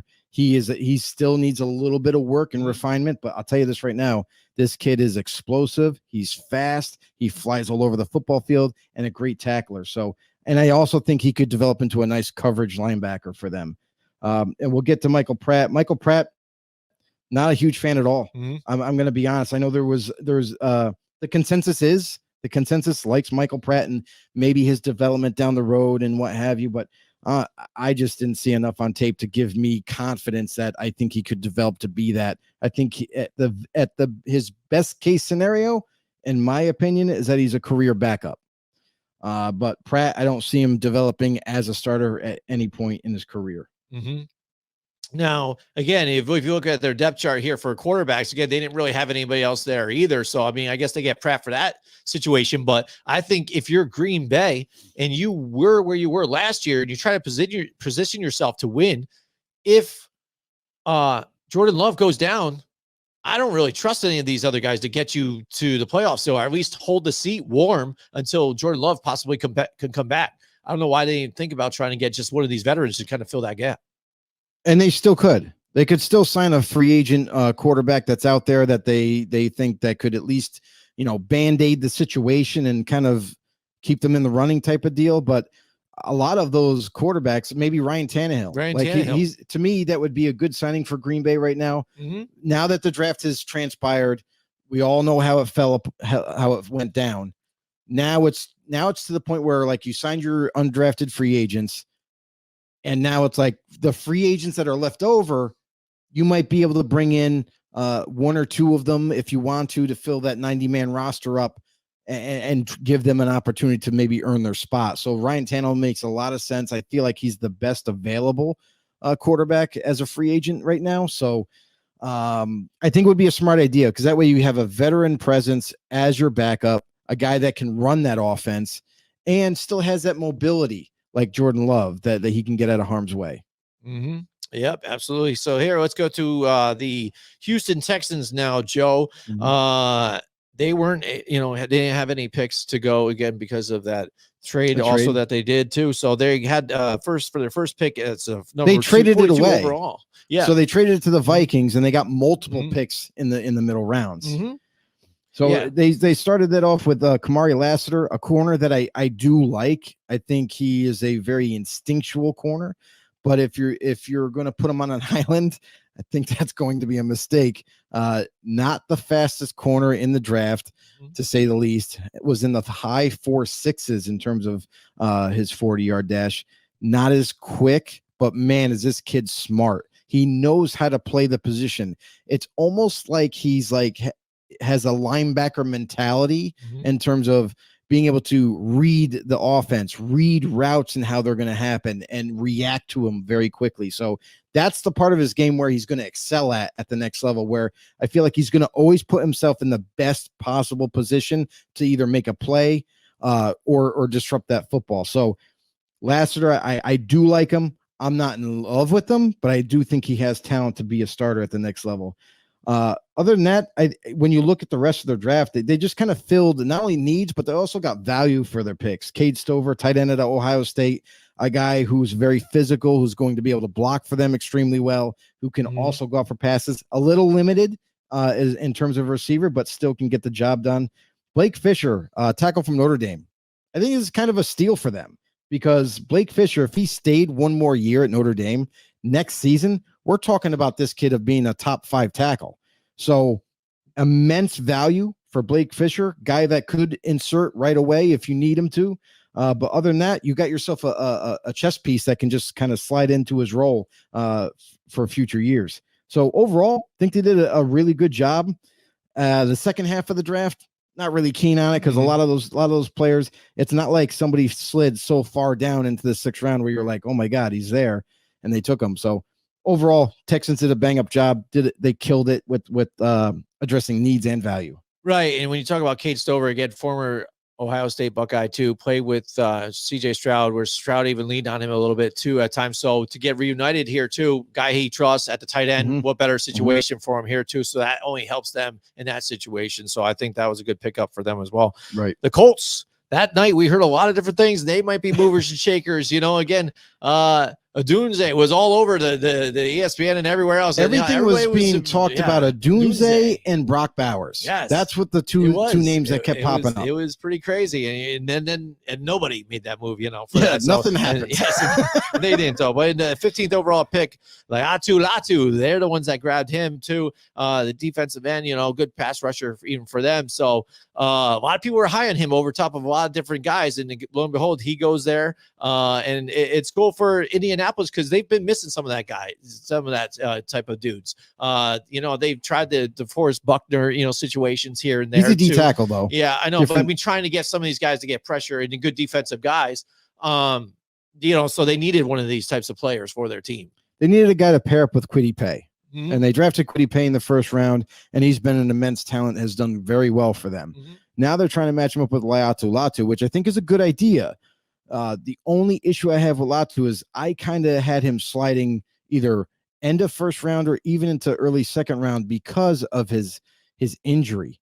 He has a major neck injury that he just came back from, has been cleared to play.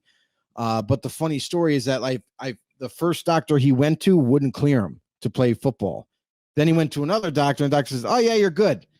So it's like so that kind of gives me a little concern, a little red flag. Like, is he ready or is he not ready? Should he even be on the football field?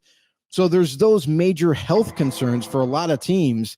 And that's why I felt like he went to 15 very easily because nobody was going to touch him with a 10-foot pole. So with the Colts here, yes, they get an immense talent. Hopefully this kid can stay healthy. Hopefully nothing bad happens to him. I wish him all the best. And it would really be an awesome sight to see with him in a Colts uniform, teaming up with Kwity Paye, terrorizing quarterbacks in the backfield. Now we talk about Adonai Mitchell. Here he is with their second pick. Adonai Mitchell. They get themselves a much-needed weapon opposite Michael Pittman Jr. Alec Pierce, I feel like still hasn't really panned out to be what they were hoping him to be. He's going to most likely stay in the slot. But they also have Downs too. Downs, he's definitely a gifted weapon there. So Alec Pierce might actually find himself on the bench after this selection, where Adonai can kind of take the roof off the top of a defense and so forth. So overall, they had some good offensive line depth. One of my favorite centers in this draft was Tanner Bortolini, for obvious reasons. The Italians, eh? But other than that, like they got some solid picks later in the draft. I like the Anthony Gould pick, Oregon State wide receiver. So that was also a nice selection there. So Colts, another team that just like everybody else, it seems like they all had solid drafts, and they are another one as well. All right. We got another comment here from William Del Pilar is in the house. He says, if we have time to go back, what about, he wants to ask about Caleb Williams here. We can just touch on this real quick. We don't really have time to go back, but we will do it though, because we have the same, I think, opinion on this one. I think everybody else here, at least William as well. He goes, how can a guy become a franchise quarterback when it's a leadership position? The kid was in his mama's arms, wailing like a crybaby here. Pink nails. He also is selfish, leaving one college for another to prop up his NFL draft status, and not quite the team player I envisioned. How far off is my take? I don't think it's far off. I think it's in the realm of some of the red flags that other people see throughout the league. And when you are a polarizing figure coming out of college, like Caleb Williams was, there's a lot of attention involved, and people kind of follow and see a lot of different, almost like they get a little bit of a peek behind the curtain with what you are. Everyone's paying attention to you. So it's like a magnifying glass. Any little move that he made, it was documented. It was video was taken, photographs were taken. So like when you're painting your nails before games and it says "F you" on your nails, like, is that what you want a leader to show? You want a guy that's going to be there through the tough times and the good times and keep everybody level-headed. So I didn't see the leadership qualities that maybe the Chicago Bears saw. I don't know. Maybe that's why the Bears are always picking in the top end of the draft. It could be something to do with that. But sit down. Caleb Williams to me is just one big red flag, and it's not because of his gameplay. It's because of the other parts. It's quarterbacking. It's being a leader. It's being a guy that, no matter what, you're going to be there for your guys. You're going to be able to get, sometimes receivers struggle. They drop a football that was for a first down. They come back to the huddle. They're pissed. And you got to be that guy to be like, yo, don't worry about it. Next play, I got you. Get you again. We're going to get through this. So you see leadership qualities with Patrick Mahomes like that, where Caleb Williams, and that's kind of the match that everyone wants to make, is compare him with Mahomes. So if that's the case, he's not even close to the leader that Mahomes was, even coming out of college. So with the very simplistic offense that Caleb Williams was running in college, I think that's going to be a huge hurdle at the next level. He's going to have to be able to go through progressions, which he's never been asked to do in college. So, and that's kind of like my biggest thing with him is I haven't seen him do everything as a quarterback, let alone lead. And when you go through a tough loss, like William just mentioned, but you're not only like, I get it, you're sad, you're upset at the end of the game, you're a little pissed, and you let your emotions come out a little bit, but to curl up in a ball and hysterically cry, like it's the worst thing that ever happened, and you just had a tough loss. As a leader, you should be with your teammates. You should be in a huddle. You should be praying. You should be encouraging other guys, like, hey, my bad, guys. We're going to get this thing right. Don't worry. Next week, a whole different story. You know what I mean? Show some leadership qualities there. So William is kind of right in that aspect where I feel that there was some caution to the wind with Caleb Williams, unlike what the consensus felt like. He goes home now to mommy, and he gets reprimanded, and that's the end. Sorry, mommy. Oh, yeah, absolutely. And let's move on now to the Jacksonville Jaguars. Yes, so we're on the same page with that one, Wilm. Shout out to you. Right. Jacksonville Jaguars, Brian Thomas Jr. We were wondering when this guy might go to. We were talking about it.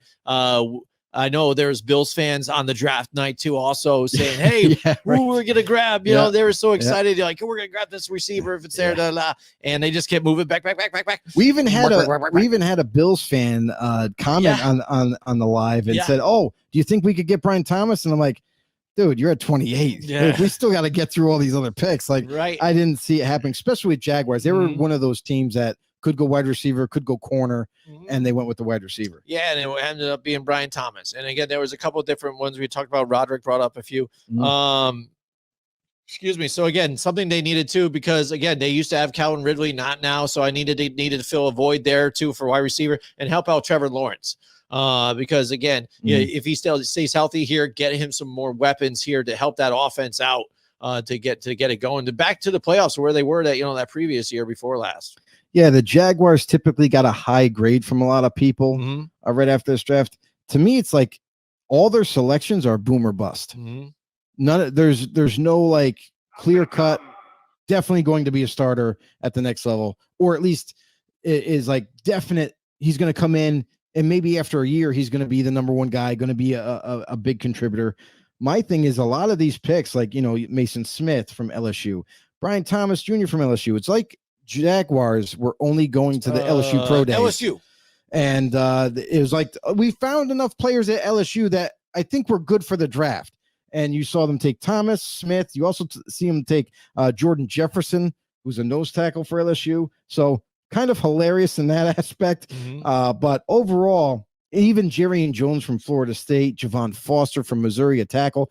All these names to you guys might not sound like much, but all of these guys are guys with talent, but they are literally every single one of them that is a boom or a bust. They're either going to be a starter worthy caliber player, or they're going to be a player that might not last long in the NFL. So I think it's kind of like a risky draft for the Jaguars. This is probably the second straight year that they've done a draft like this, where they go with boom or bust picks, hoping for more boom than bust, obviously. But again, very risky type of draft. And we'll see if it all pans out for them, I guess. Yeah. I mean, along with some of the moves they made in free agency, getting Mac Jones, stuff like that for depth, in case Trevor Lawrence goes down. And we'll see what happens with Mac Jones. It's funny to see that he now potentially could be this backup, career backup quarterback now. And the Jaguars have already announced that they have declined his fifth-year option. So if they don't re-sign him or don't choose to, he's going to be a free agent yet again, gets his choice to go somewhere. Right. So maybe in preseason he could perform well, and that's already talking about some trade talks or something like that. And we'll get to Mac Jones. Option for him. We'll get to Mac Jones later on in the show, because we are going to review the 2021 draft and see how everybody did in the first round. Perhaps. I mean, we're getting on an hour and a half right now, but we'll see how it goes. It's Kansas City Chiefs now, Joe. They got graded an A, on NFL.com. Xavier Worthy, you talked about this pick. You like the fact, the speed when we get that, and maybe that's what the Chiefs were kind of going for, but he wasn't one of your top, I think, wide receivers on your list. So what do you think about the Chiefs and what they did here in this situation? They're trying to duplicate a Tyreek Hill, and you can't. Tyreek Hill was not just God's gift of speed to the NFL world. He also has tremendous acceleration, can be at full speed in 2 or 3 strides, and is physical. Like he's built like a tank as a wide receiver. So when you compare him to like Xavier Worthy, where Worthy's faster, there's no doubt about it. Ran a 4.2 140, broke the scouting combine record in terms of speed. So definitely has acceleration, definitely has top end speed. But what he doesn't have is consistent hands. He doesn't have the body, the physical build to withstand punishment at the next level, not let alone being bump and run coverage. So physical corners, if they're smart and you see this guy line up outside, you know what they're going to do with them. He's going to try to beat you deep. And if you get up in his face and jam him, you could probably send him flying, first of all. And second of all, you knock him off his route, you slow him up and disrupt the timing there between Mahomes and him. So to me, I'm not as excited about Xavier Worthy. I love obviously you can't teach speed, and he has plenty of it. That's the exciting part of it. And I think what you're going to see with Worthy is the fact that Andy Reid is going to have to do some homework and how to figure out some formation, some motion, do some motion with Worthy and kind of get him free releases in the offense. Because if he can kind of do that for him, which I expect to happen, then you might be able to utilize his talent that way. All right, let's move on to the Las Vegas Raiders here, Joe. Some people are surprised about the pick when they go and actually get Brock Bowers here. A lot of speculation that night was that the Jets were all about, Brock Bowers, but we saw that did not play out that way for them. And the fact that where where the Raiders are here too, they already have a tight end in their system there that a lot of people like here. So then when they get Brock Bowers now here on the opposite side, they're kind of like, okay, what? But hey, now you got bookend, tight ends, but this is a receiving threat on top of it too. So it's almost having another wide receiver for Aiden O'Connell. I mean, if you're going to go with that route. Yeah. So for what the Raiders did is all the quarterbacks were gone. Like all the starting caliber quarterbacks were all taken in front of them. They were the girl at the dance that got left behind. You know what I mean? And always the bridesmaid, never the bride. That's right. Joe. So what they ended up doing, and it was interesting, they went BPA, they went best player available with this pick. And honestly, there was a lot of teams that were shocked that he even slid down to 13. They thought for sure that he'd be a top 5 pick because that's where he was ranked in terms of value. But man, they grabbed themselves a blue chip player in Brock Bowers. And even though he's got that tight end tag, this kid is unreal. Like he can play the tight end position, but he also can play in the slot as a wide receiver. Like that's the crazy part is he has such versatility. It's crazy. And you saw at Georgia where they were able to utilize him on jet sweeps.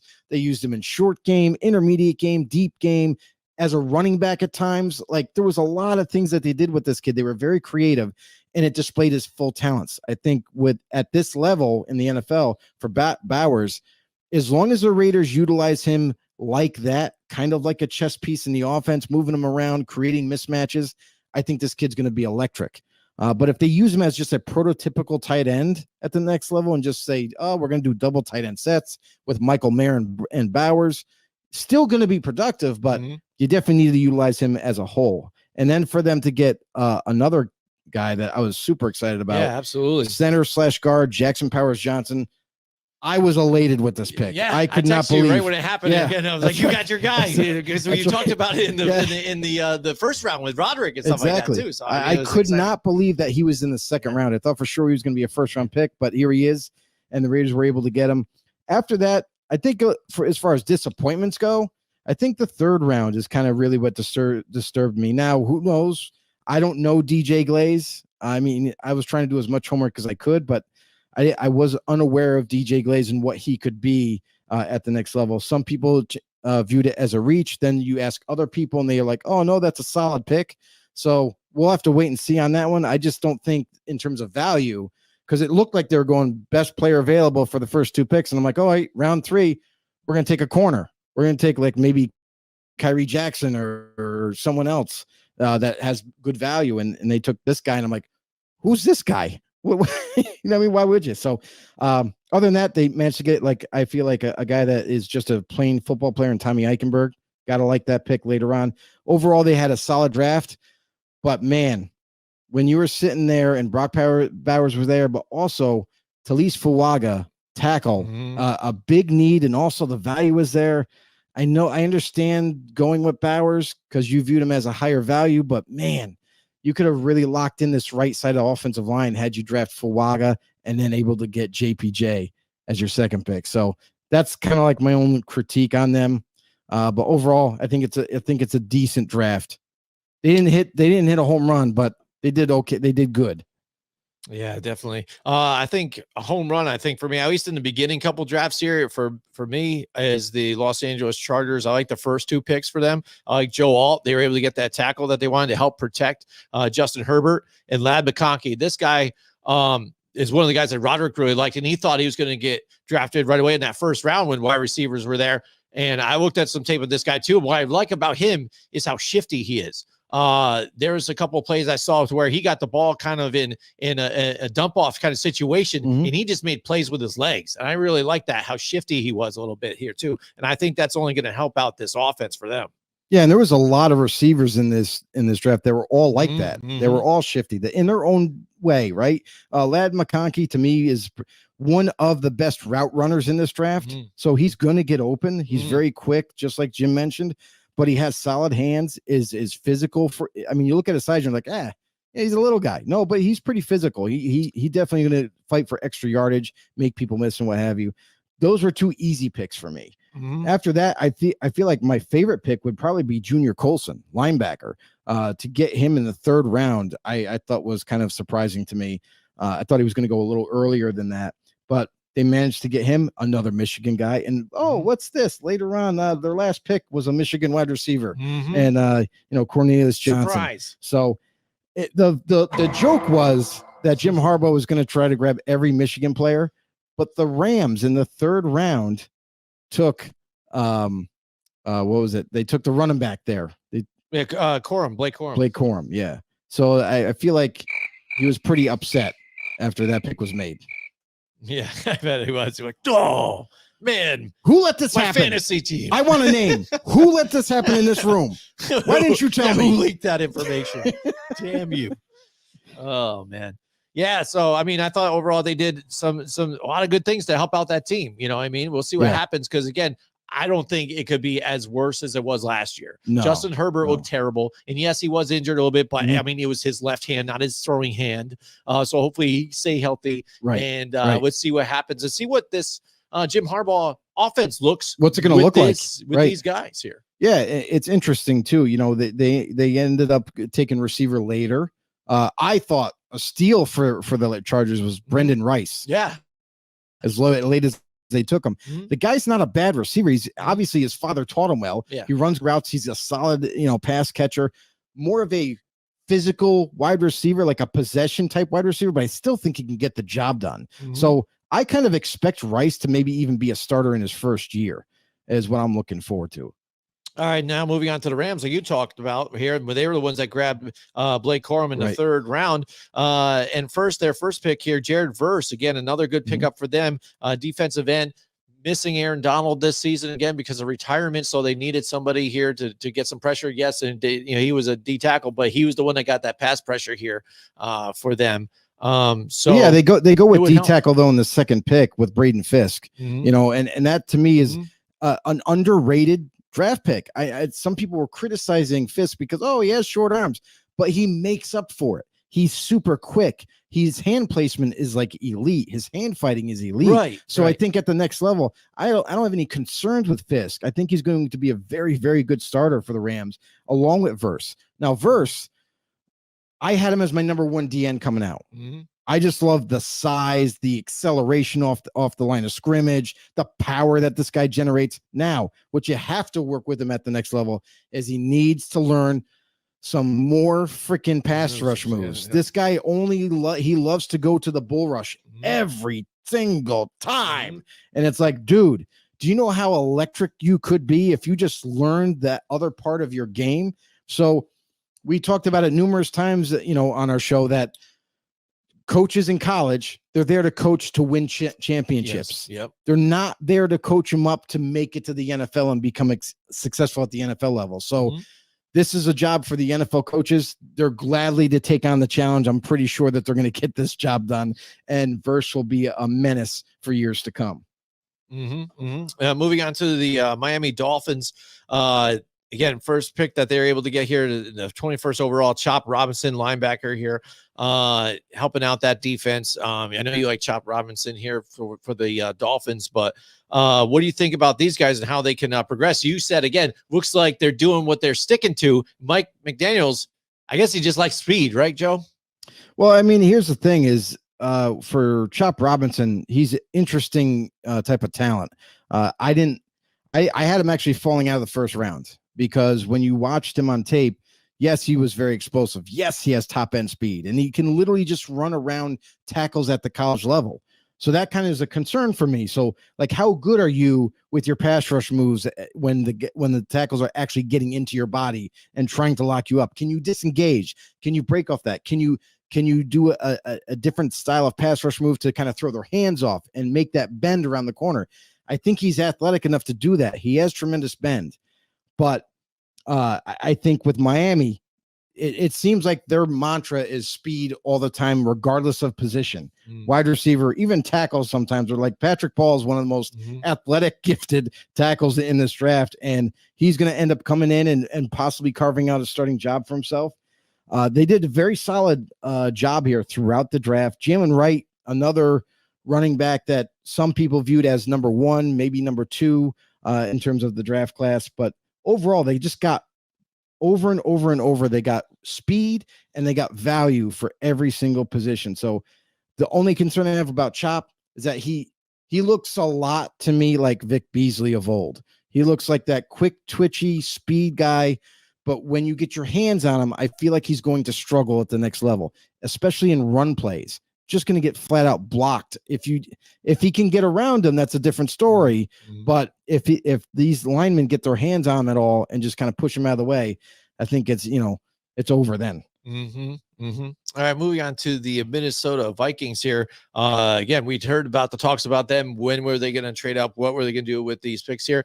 And they were able to get their pick here at the 10th overall, JJ McCarthy. And as you look here in this graphic here, again, history was made. 6 quarterbacks taken here. There's McCarthy as one of them. Again, we'll get to Jaden Daniels and those guys here, but it was precedent was set in the 2024 NFL draft. So we'll see. We'll see what even this NFL does with it, with these quarterbacks. And we get to look at this a couple of years down the road, and we'll see, was it worth it taking all these quarterbacks in their first round, Joe? But Minnesota, JJ McCarthy, a lot of people even question if he was the right type of guy to even get, to be, yes, I understand. I talked about this with Rodrik even too, because it was nice to pick his brain coming in out of a scout's point of view and then also draft room. So, because he was one of those guys that also said about, well, he's a winner. So then I had the perfect opportunity to ask him, well, what does that exactly mean? I mean, I hear this, well, this guy's a winner and this and this. And he pretty much kind of narrows it down to the fact that he's got leadership roles. You know what I mean? This guy is kind of a leader. He gathers everybody around. He's got the smarts there, and he's calm and cool and collect, and he's got it all together.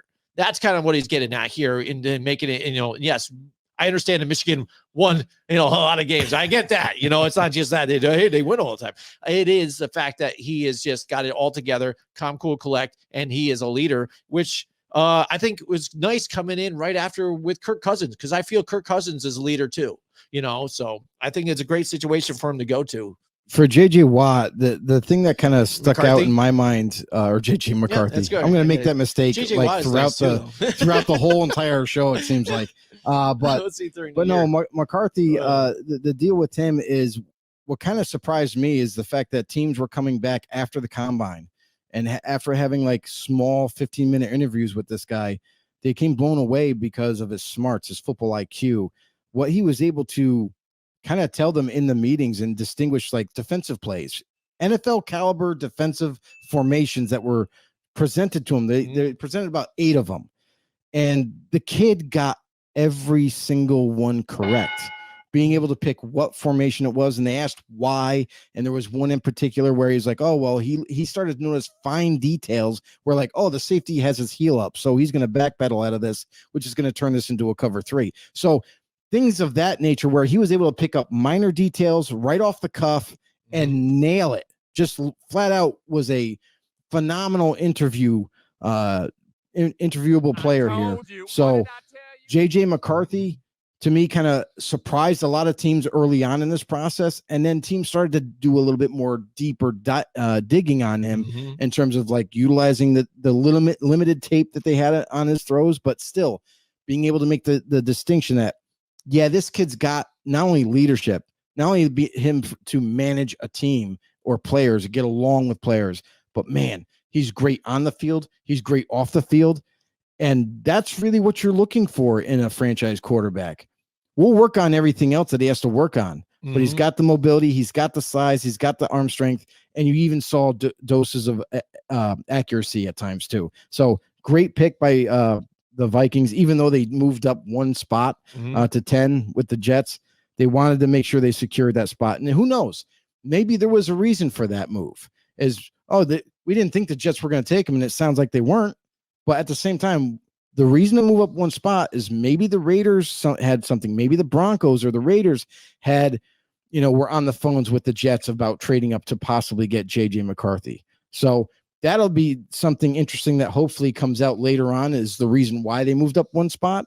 But all in all, they get their quarterback. Great for them. And they also trade up in the lower half of the first round and get their pass rusher in Dallas Turner, replacing the veteran that they had prior. Danielle Hunter. Yeah, amazing. I think that's amazing value there for them. And now you have to teach the kid. We talked about Version about how he needs to learn pass rush moves. Turner, though he has elite acceleration and speed and the physicality and the strength and all that in the limbs, he just doesn't know how to play that DN position through and through. He's not that comfortable yet at that position. So he needs to a little bit more coaching up at the next level. But again, a kid with great value there. And you saw that throughout the rest of their draft too. The Vikings did not really reach on many of their picks at all. So a lot of them are developmental after that point. Kyrie Jackson, very physical, tall corner, long limbs. He's more of a man-to-man guy, so I'm curious like what the Vikings are going to do defensively with him. And then after that, they just got guys that they could develop. So overall, I think Minnesota did an excellent job. Yeah, and it's kind of funny when you talk about guys that sign in free agency prior to this. They have a game plan. They're like, all right, I can do something here. I got a chance now to showcase my skills. And now when the draft shows up, and this is what I mean, Minnesota goes hard for this. So you kind of feel for Sam Darnold and things like that, for these guys. Well, here's the thing. There's no guarantee, right? Yeah. There's no guarantee that JJ is going to be a starter his rookie year. And that's the whole reason why they signed Sam Darnold, because they wanted insurance and didn't want to have to force the rookie if he's not ready to go out there. So Darnold, and that's the other thing too, is Darnold's got a chip on his shoulder right now. Yep. He wants to prove to everybody that he can start in this league and be a good starter. So there's definitely some drive between both quarterbacks. Both quarterbacks want that job. It's going to be very exciting to see in training camp, that whole quarterback battle. There we go. We've got Back to the Stone Age is in the house again with us tonight. He says, McCarthy is a real man. Just win, baby. Should have been a Raider. RIP Big Al, or Big A, right? No, Big Al. There you go. Oh, yeah. Yep, there you go. He's a Raiders fan, Joe. How about that? One of your brethren is in the house with us tonight. So check it out. There's an awful lot of us. Yeah, there is. So worldwide. And yes, I mean, you liked McCarthy. I did up like there on your list. I had him higher than most people. Yes, you did. And we've heard from Raider Nation a lot prior to the draft about possibly getting a quarterback, but which one they want to do. Because again, I think they're not exactly sold on Aiden O'Connell and things. So I think they expect different. I think the idea was going into it for them is that they would love to get Jaden Daniels. That was their like number one guy. Yeah. It's a dream scenario. And I think they could have done it, but it would have cost everything you had basically just to move up to get a quarterback when you have a lot of other needs that you need to address. So realizing that wasn't a realistic option, they instead were kind of honing in on maybe Michael Penix falling to them. Well, that didn't work out either. So all in all, what's done is done. No quarterback this year for the Raiders, and we move on. I'm sorry, move along. There we go. All right. Now we've got the New Orleans Saints, Joe Talisi Fuaga. Again, we talked about this guy earlier on too. And again, filling needs, helping Derek Carr stay on top for him too. And again, defensive back Kool-Aid McGinstry too, another pickup for them, which is really good. And for them in the third round, Spencer Rattler right there, lo and behold, you heard averaging maybe third round for this guy. We'll see what happens. Take third a swing. Or fourth.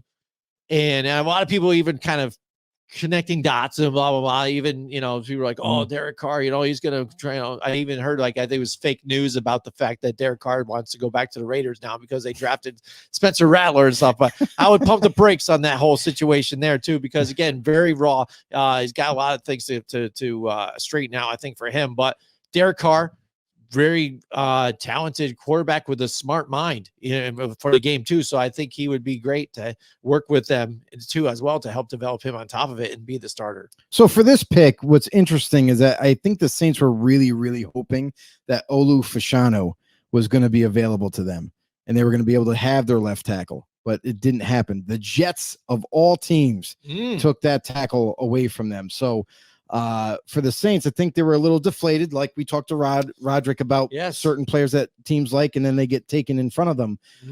But they kind of came back and they're like, all right, well, what's the best option? Another tackle, Talise Fuaga, who's definitely worth the value there. They lock up that position there, but they still need another tackle. So what's interesting is that they take Fuaga.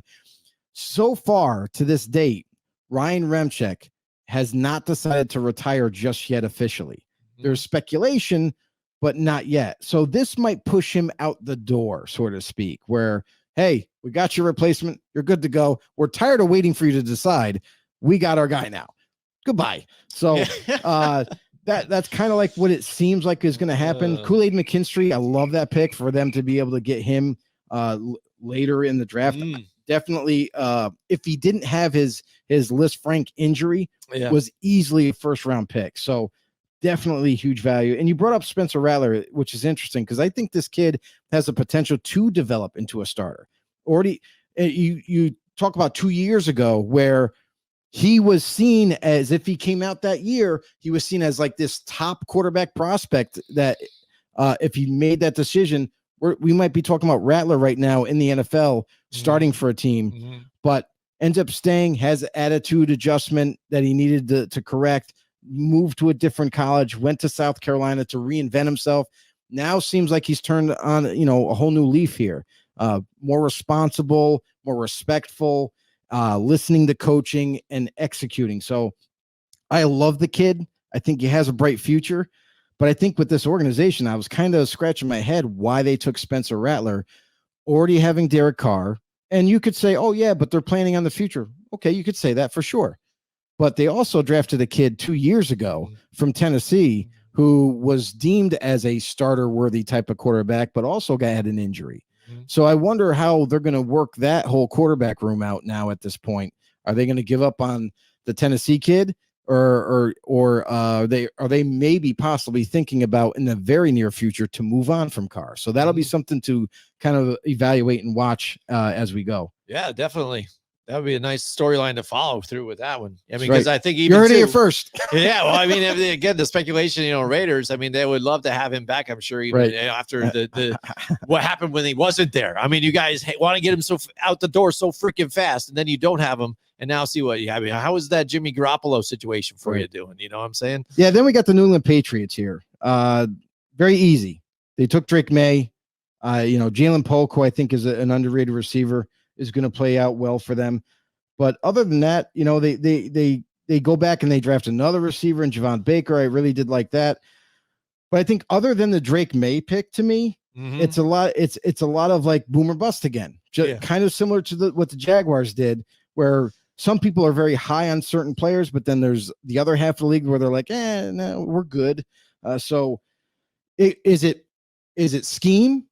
Is it, in their eyes, best player available, or were they drafting off a need throughout this draft? So I hope it's not drafting off a need, because usually those draft picks don't work out so well. Besides the Drake May pick, love the Drake May pick, right. But besides that, I think it's a little up and down for me. Yeah, and what do you think even about Joe Milton late? I mean, do you think they should have just even grabbed more of a draft, like a depth piece? I mean, because you even have Bailey Zapp here, you could probably even lock up as your backup for a while. Jacoby Brissett obviously is a loner to help out until maybe May can become that starter, or possibly he becomes a starter this year and you got Brissett as your backup. May has right stated now, May has stated that he's gunning for the job. Like he's going to try to beat Brissett, which I think he can. And here's the thing with rookies, typically your first year, I just don't want Patriot fans to have too big of an expectation. Yes, for him. You owe me a soda. Oh yeah. And so I would say this: if Drake May does in fact win the job, do not think for 1 second he's going to get you. Don't expect, I will say, double-digit wins. Every quarterback is, even in the rookie, it's rare that they come in and they're just like, they take the league over by storm like a CJ Stroud. It's rare for that to happen. So keep in perspective that he's coming in as a rookie. He may make some critical mistakes. It may cost you some games. But all in all, it's an experience thing for him that he's going to get better as the season goes on. And you might see not even a finished product at the end of the year, but you might see a better product where you're like, oh, I feel confident next season we're going to be even better. You know what I mean? So I love Drake May. I think he is the answer for the Patriots going forward. I just think they need to kind of fill out that offense a little bit better, in terms of next season, adding to that. They still could attack maybe free agency still. Like they might be able to, maybe Tyler Boyd's out there. Maybe he's interested in being a wide receiver for the Patriots. Solid player. So that's possible too. Yeah, definitely. And we go to your New York Giants now. Yeah, the Giants. Let's go right to the Giants. And Malik Neighbors, again, I was ecstatic. This is one of the first times, again, I wasn't, freaking out in a Giants draft, what's going on. And when I happened to see Neighbors there, I'm like, this is nice. It's got to be it. But then again, I was just doubtful. I'm like, what are they going to do though? Are they going to do it? So I mean, as a fan, waiting on bated breath. As a fan, you're like, please don't screw this up. Please don't screw this. Yes. Dubin, I know a lot of people like him in though too. I love it. Again, but some of them, like when he had the conversation on the phone and stuff like that too, I'm just worried about it though sometimes. But I love the pick. Attitude. But great some of these other guys too, especially their later draft picks, excited to kind of join the team and try to make some things happen. The kid out of Purdue, Tyrone Tracy Jr., I liked a lot of the kind of, dart moves that he made too as a running back. You'd hope that he could maybe do something in the passing game for them. He's not a polished running back though. He's only played 1 year as a running back, and at the next level where he may be asked to do a little bit more. Here's the thing is like, you're right. He's shifty and everything, but he has that experience from running routes as a wide receiver. Right. Played 3 years at a wide receiver before converting to running back this past season. So there's still nuances to his game that he needs to learn and whatnot. But I think he is a dynamite type of weapon where in terms of coming out of the backfield, there's not going to be anybody better that runs routes other than him. So that's going to be a disadvantage that you guys might be able to utilize. Right. And then beyond that, I'll also say too, is like a little bit of a sleeper is your corner there from Kentucky, Andrew Phillips. Think he's going to develop into a nice starter. Taylor Newbin, I have no concerns. This dude was my number one safety coming out. He can cover. He can come up and tackle extremely well. Hard hitter, very smart type of player. So I think all in all, the Giants overall, like, really did extremely well in terms of getting value and getting potential players like Theo Johnson. I love Theo Johnson. You can't teach his size and the fact that he's fast for his size, which doesn't look right. It just doesn't look right. I watched when I was watching some of his tape, he didn't look fast. He looks slow. Yeah. But then he runs a 4.6 40 for this gigantic mammoth of a tight end at 6'6", 260 pounds. Like, the dude's big, can definitely block for you. Now, I think that at the next level, coaching has got to work on his route running ability, because if he can get that down, then this dude is going to be a big time weapon for the Giants. Yeah. So, but Neighbors, I'm excited. Neighbors, you got to be excited about, because now you finally got a true number one wide receiver, a guy that is a mismatch for most corners. Yeah. And like you said, even defensive back, I like the situation there too, because again, these loaners that we've kind of gotten, we did okay with, but again, it's had to make it work, hit or miss and stuff like that. I'm looking for somebody newer and get some consistency. Before we get to the Jets pick here, I just want to say, listen, guys, if you're new to the show, if you're just tuning in, if you're new viewers, we really appreciate you guys being here. You can find this podcast as well as any of our political, entertainment, and sports podcasts out there at our website, grumblingsmedia.com. That's grumblingsmedia.com. And you can also subscribe to us on YouTube, Grumblings Media, and rumble.com. Also, anywhere you get your podcast, that's right. It doesn't just stop there. You can take us on the go with you guys. Apple, Google, Spotify, or Pandora. Drop a follow there. Become part of the Blitz Nation here. Yeah, absolutely. I like that. Blitz Nation, Joe. I like it. Bring it. All right. The Jets here. Again, tackle, like we talked about it. Like, what do they do here? The clock was running. I'm like, do they go quarterback? What's the situation? Right. Do they go Brock Bowers? Because again, we heard about that. I'm like, right. Where they there was rumors. Hey, they really liked him a lot. We've said it. We said it in past shows before. Right. Aaron Rodgers loves a good tight end, and there it is. And like, this has got to be it. This guy, it's going to fit him. And they do the smart thing though too. They did. Think, again, I think they did a good job. Right there, like you said, other teams that wanted him. The Jets go and snag him right ahead and protect him, Aaron Rodgers, because again, you invest that time, that money in this elite quarterback here, Hall of Famer, Aaron Rodgers. You don't want to see him go down. You know what I mean? You want to see him do what he's meant to do here for New York and keep him upright. The Jets fans, they never want to see Rodgers get touched again. No, because that kind of crushed their hopes and dreams last season. And a lot of sports fans were shocked that they had him for four plays, and it's over. That whole dream. So hopefully this year is going to be way different for them. And I think you're right. It is a smart pick. Olu Fashanu was seen as the best left tackle option in this draft. I think Joel is great at playing left and right. So he had that versatility, which put him ahead of Olu. But Olu as a pure left tackle, that was the guy to go with. So, and interesting enough, when you look at their depth chart, you look at some of the contracts, Tyron Smith, who came over from the Cowboys, he's missed some time here and there, played fairly healthy last season to earn him a 1-year deal with the Jets for $20+ million. So it's not like it's cheap, but at the same time, that's the plan, is to have him as a starter. Now they draft Olu with the thought processes of, now we have not only our future at that spot at left tackle, but if Tyron Smith happens to get hurt again, we have an answer that we can insert him and he'll be plug and play for the next 10 years at that position. So good idea for the Jets. I think that was a very smart pick, and the value is there as well. So love that pick. Other than that, you look at the rest of the thing, and we talked about quarterback possibly being an option for the Jets, and they managed to address that with Jordan Travis from Florida State. This kid, I'm telling you right now, he's got the arm, he's got accuracy, he's got great mobility, and he's unreal smart. He's going to be able to diagnose defenses, learn the playbook really fast. The only reason why this kid, as much as I'm hyping him up, kind of slid in that fashion is the fact that he had a major injury, ankle injury with Florida State late last season, which he's still recovering from. But looks like he will be able to recover kind of early training camp or mid training camp. Will be ready to go. He's already starting to throw kind of light, but he's someone to keep an eye on. That now under the tutelage of Aaron Rodgers, this kid I think is going to flourish underneath him. And then when it's time for Rodgers to go, Travis is going to be the one taking it over and continuing the Jets winning ways. We hope, right? They can only hope, right? We can only hope. And Malachi, one real quick. Sorry. Yeah, sure. Malachi Corley, the Western Kentucky wide receiver that they got, stud.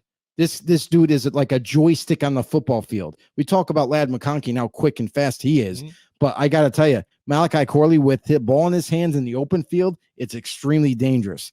And already with the weapons that they have, I really like what they've managed to do around Rodgers. You got protection up front. You got a future left tackle. You give them even more weapons that they're going to utilize, and they have a power back in Braylon Allen from Wisconsin, a guy that loves to smash people's faces with the ball in his hands. So great job by the Jets. All right, here we go. Let's move on to the Philadelphia Eagles. Joe, again, they always draft well, too, on top of it. Howie Roseman on top of it, getting things done. And we said it, too, almost how the rich get richer again. They get their DBs that they want here. Cooper DeJean, you would think, holy moly, we talked about him in the first round, able to get him in pick 40, Joe. And even before that, they got Quinion Mitchell. I mean, so like we said, the Eagles, you're just like, come on, man. Me as a Giants fan, I'm just like, you gotta be freaking kidding me, bro. This is ridiculous. This is ridiculous here. And then even added some of the other pieces that they have here on top of it. They only just got better and filled their other gaps, as they went further. If there was an opportunity to steal the GM, Howie Roseman, I am willing, if I'm the owner. Is that what it thinks you make a trade or something? No. I'm willing to pay him way more money than that team will. Yeah. I'm going to do whatever it takes to kind of lure him away from the Eagles because this guy gets it. And every single year he crushes the draft because we mentioned a few teams before. Eagles were one of them, but he takes best player available. And sometimes what's frightening about all this is that even though he's taking BPA with almost every pick, it also ends up being a need somehow for this guy. Right. So you look at, before when they drafted Jalen Carter, slid all the way through the top 10, and the Eagles were able to go up and get him. And it's like, that was a need at the time, but BPA was through the roof. They managed to get that. They got Jordan Davis from Georgia, who slid to them, and they took him. So now they got two, bookend D tackles, if you want to call it. Right. And then you come to this draft and they needed corner. To me, that was like the only major need that they had because both corners in Slay and Bradbury are getting older. They're right on the cusp, of retirement. So they needed the guy. They not only get the number one corner on my board in Quinion Mitchell, who's going to be a lockdown corner, but now Cooper DeJean. Here's the crazy thing. He fits them extremely well because they do play a lot of zone. Yeah. He's going to flourish in that defense. And let's just say, if he doesn't work out at corner, he could be your starting safety. Yeah. This is unbelievable that Howie Roseman was able to pull this off. And everybody is like drafting blindfolded, and the Eagles are the only ones able to see it. You like that. And then after those two picks, they come back and they get another edge rusher and Jalix Hunt from Houston Christian. I think this kid is another underrated pass rusher that the Eagles, it falls right to them. And it just seems as everything kind of works out for them. You look at, and then they get a running back for depth, Will Shipley. Basically, I like to call him the Hunter Renfrow running backs because he's not the most elite. He's not the best, but he just somehow makes plays happen. So projection is there. And then you get linebacker with Jeremiah Trotter. Johnny Wilson, wide receiver from Florida State, who is an immense human being. Now, some teams viewed him as more of a tight end, converting to a tight end at the next level. But man, a wide receiver that big, I'm curious to see how they're going to utilize him. Maybe in the slot as wide receiver in the red zone would be kind of exciting to watch. But Jesus, I got to say, I think the NFL Net or NFL.com gave them an A-. It's like A++. Like you can't get a better draft for the Eagles than every single season. They seem to just kill it every year. Yeah, absolutely. You know what I mean? And, even Jeremiah Trotter Jr., I think he's even a tip to the cap on and all that stuff too. So I think it's a nice fit for unreal value. Unreal. And I get it. We talk about it too once in a while. We're like, oh, well, one player will slide because teams don't have him fit their scheme or he's not their type of player. And that's why some of these guys fall farther than we expect. But man, I'm sorry. When you just just take best player available. It seems to work out for a lot of teams, a lot of better teams anyway. And again, like in this draft, again, where they thought they might even have to move up, a lot of those teams that are already good because they made playoffs, and things like that, and then Eagles the were one of them. end, they were able to get even good, like you said, BPA right there. You know right. what I mean? But that's the funny thing is the Eagles were trying to trade up to get Quinyon Mitchell. Yeah. The trade never got agreed to, and he still ended up falling right to them. Yep. Falling right on the lap. Yep. Absolutely. That's the same as the other team that we're about to talk about. Yeah. And the Pittsburgh Steelers here, Joe. Take it away with this. Unbelievable. This is another team that just, they were again, BPA, best player available. And the guys that were available were also needs. Mm-hmm. It's another like Eagles type draft where they needed help on offensive line.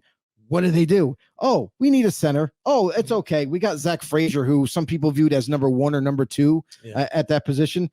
We're good there. Oh, yeah. By the way, we also got Troy Fontenot with our first pick. He's going to be our right tackle. He's going to be plug and play there. Rodrik Jones, if you remember their draft pick from a year ago, he's going to move to left tackle. Now you have bookend tackles. You both took them in the first round. You also have a starting center. That offensive line is looking pretty damn stout now when you look at all. And they don't stop there. They got tremendous value after that. Roman Wilson, I talk about Malachi Corley being a joystick on the football field. Roman Wilson has not only some of the best routes, but he is so deceptive in his routes. He throws corners off. I remember the Senior Bowl where it was Roman Wilson versus Quinyon Mitchell. And that matchup was fun to watch. Sometimes Quinyon got the best of him. Sometimes Roman Wilson got the best of Quinyon. So this kid is going to be a stud for the Steelers at the next level. Another instant starter. And then you go with Peyton Wilson, my number 1 linebacker. Oh my God, I can't believe he fell. But the reason why he fell, turns out his knee is in bad shape. So even though the Steelers took a little bit of a risk with this pick, the value is tremendous. And if you can get his knee right, much like Smith for the Cowboys when they drafted him, Jalen Smith, linebacker from Notre Dame. Yep. He had nerve damage. There was a lot of concerns throughout the league. He fell to the second round. Cowboys took a chance on him, and he had a really good career for them. So I think this is another situation where Peyton Wilson gets his knee right, stays healthy. This is going to be another yet big, huge steal, and it doesn't stop there. Also, with the next pick, guard Mason McCormick came from a small school, but I think he could develop into a starting guard. I'm beside myself. I just can't believe how well the Steelers also did in this draft. They also killed it for their franchise. It's going to be exciting to watch these teams now, because now that we've gotten an idea of what they were looking at, they were able to capitalize on those decisions, and now it makes them ready to take control of their division, most likely, or at least compete put some for pressure on that, where they kind of, even that's though a tough division. Last year, I thought, again, I look at this team and I'm thinking like, well, this year they're going to bounce back or drop out and be that 4th in that division, because it's getting better. That division's getting tight, but now really they can just fight right back again. And now they've got Russell Wilson even too on top of this one with Justin Fields. You got 3 Wilsons on the team now too. That's pretty crazy. It's like, what the hell? Who knows? Again, Mike Tomlin, your job just went into jeopardy, maybe very too. Tough. He's saved again, possibly. Who on this one? Very tough. That's all about just what the GM does. And this way, you get a good GM that can get this stuff there. It makes your job even easier too. There's a lot of AFC divisions that are so competitive, and this is definitely one of them, where one player makes that much more of a difference. Yep. And in order for the Steelers to kind of stay up to par with the Bengals and the Ravens and all that, they have to have a good draft too. So they're able to kind of stay right there with them. Mm-hmm. Yeah, definitely. And now let's look at the 49ers here. We're getting towards the end of the list. Ricky Parasol, again, there was their wide receiver. We looked at that right there with the 31st overall. I know you loved him. Absolutely. Awesome. They're just filling depth pieces. I think things that they need, to especially in lieu of what's going to go on. Is Brandon Ayuk still going to be there? Still, they got to work things out. 2 of my favorite picks. I mean, you already mentioned one, Renardo Green. Sorry. Gifted corner. Like, this guy is super quick, read and reacts, does not hesitate, good tackler, makes plays on the football. And I think he's going to be a starter for them, like, easily. Ricky Parasol, like you just kind of brought him up, unbelievable. Like this is the first stage, if you will, of the Niners getting ready to move on from possibly Debo or Brandon Ayuk. We know we've heard rumors before the draft. Yep. I still think those things are still in play. I think there's teams that are still interested in trading for one of those receivers.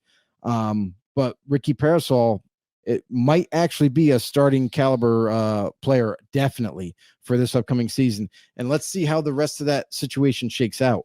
So that's going to be interesting. All right, so let's move on to the Seattle Seahawks. Where's Tom Leiter at, man? You know, Tom Leiter, our guy. He's got to be on this. You know, he's been talking Seahawks all the time, you know, and right. Here they are, D-tackle. Again, we said they need to adjust, you know, the defensive side of the ball a little bit here too. And they definitely did in this draft. And then also, you know, sprinkling a little offensive line too. So they definitely attacked needs that they had to go at. And Byron Murphy, the second here at the D-tackle, I think it's good pickup for the Seattle Seahawks. And again, it's another team that seems to draft pretty well too. And even, you know, at least under, you know, their former coach, you know, they were well coached and did a whole lot with what I looked at, you know, on paper. Sometimes you're kind of like, that's another team. I thought they're kind of going to take a step back, but then they still were competitive and really forcing that division at times. Yeah. I mean, this is the fun part of the, of a team like Seattle. We've heard that John Schneider from Scott Engel, that he's unpredictable in the draft. He likes to go for value, but also you never know what kind of value he's looking for in what position. So very unpredictable, but I don't think it was that unpredictable of a first pick. Like you get a stud in Byron Murphy, who I had as my number one D tackle, and it wasn't even close. A guy that's going to be able to disrupt the middle every freaking snap for you.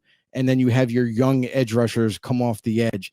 I think that's a marriage made for them. And this is the type of position for Seattle that kind of hasn't been answered to kind of find that next true starting caliber D tackle for the long run. This guy definitely fills that void. Christian Haynes, their second pick, I thought was another steal. Going to be an amazing starting guard for them. Very, very tenacious, nasty guy that loves to pancake people. So that's going to be exciting for them to do there. And then after that, it's a lot of like decent picks, but then again, I'm not sure how they're going to pan out type of deal, but I do like what Seattle was able to do. They nabbed needs. They got guys that they believe have higher value than maybe some other people do. So we'll see how this draft all falls together for them.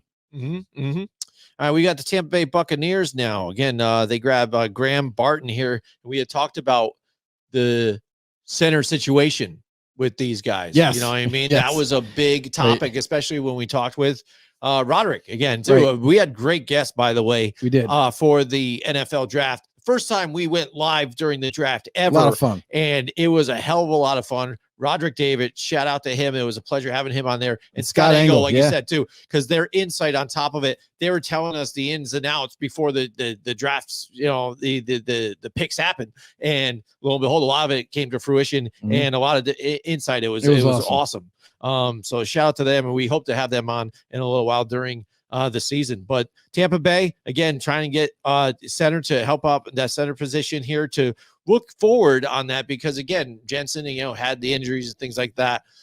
They needed to help Baker Mayfield. Yeah, and then he retired. Yeah. That kind of threw a wrench into it. Yeah, absolutely. It was just a surprise too, because it seemed like, all right, maybe you stick it around, and then all of a sudden, no. Yeah, because he still had like, you know, I believe he still had 2 more years on his extension. So, hey, he had enough. He was beat up, you know, did what he had to do. They won a championship while he was there, so that's kind of really put the feather in his cap.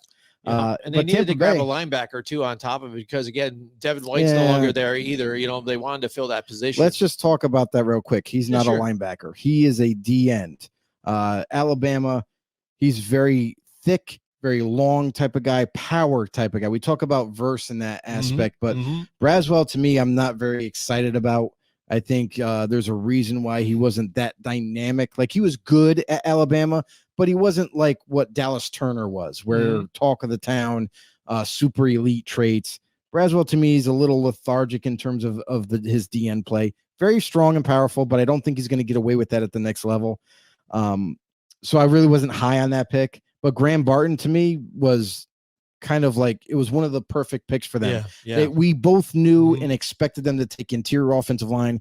But with where they're picking, it could have been any number of these guys. So Graham Barton, another excellent pick. They're going to put him wherever they need to, whether it be center, left guard, right guard. It's going to be one of those spots. So I think that's they definitely did their homework on that. And then other thing I wanted to take a observation here real quick is Jalen McMillan, wide receiver. Later on, they were able to get an underrated receiver that I could definitely see him kind of taking over a starting role there. And Bucky Irving, one of the more intriguing running back prospects from Oregon, who is not your featured type of back. He's more of a receiving threat, but a jitterbug of a running back, a guy who is extremely difficult to tackle in the open field. This guy makes literally anybody miss. He's so quick and shifty and little, like he's able to like turn on a dime, stop on a dime. But I think he's going to be intriguing to watch. And depending on how this running back position shakes out for Tampa Bay, he might have a real nuance in this offense this year as a rookie. Yeah, I mean, it's something else. I'm looking to see what Tampa Bay is going to do with this again, because last year I wasn't buying in, and they did a whole lot. You know what I mean? They did a whole lot, and again, they surprised people. A lot about a quarterback to where we're trying to grade them, see where they are, especially where Baker Mayfield was picked and the road that he has taken all around to finally lay out here in Tampa. It looks like he finally might have another home here in Tampa. Get down to the end of the list here. We've got Tennessee Titans. They go for tackle again. J.C. Latham's right there too. They were able to draft him, and Devondre Sweat too. They get some more guys here. Defense, offensive tackle too, to help out Will Levis. We talked about that in the first round. How they needed the tackle situation because of injuries. That talk about teams that have a label on themselves, no matter even what regime has kind of been there. Yeah. It seems like them and the Chargers, we're always talking about how good can they be as long as they stay healthy. And that offensive line seems to get banged up a lot of times, and they keep, trying to find guys here and there, back when they had Feeney and things like that. So now it's the Titans here. They get J.C. Latham to try and keep Will Levis, their quarterback now that they grabbed, to stay healthy and move forward. This is an interesting pick, and I'm not really sure I agree with it. J.C. Latham, if you wanted to try him at right tackle, because he played a lot there. He also played left tackle for Alabama, but I think right side of the offensive line is where where he should be.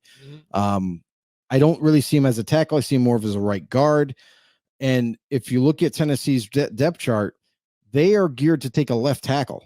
Like they don't need a right tackle. They have a solid offensive line, but that left tackle spot is so weak that I thought for sure that possibly Olu Fashanu was going to be that pick, or they could have went a different direction and said, we'll address tackle later. Let's go wide receiver. I thought maybe that could be with Roma Dunze there, that type of thing, to add more weaponry for Will Levis. Will Levis, Yep. But J.C. Latham is confusing to me, because if that's the plan, is to move him to left side and have him play left tackle, I'm not 100% sure it's going to work out. I think he has the capability to develop into a good tackle, but I know that he struggles with speed rushers, and at this level in the NFL, you have to deal with that quite often. So, little bit of a question mark for me going with that. And then we go into their second pick with Devondre Sweat, a guy that had DUIs right before the draft and kind of a little bit of off-field concerns coming in here. And they still were like, we don't care. We're going to take him in the second round.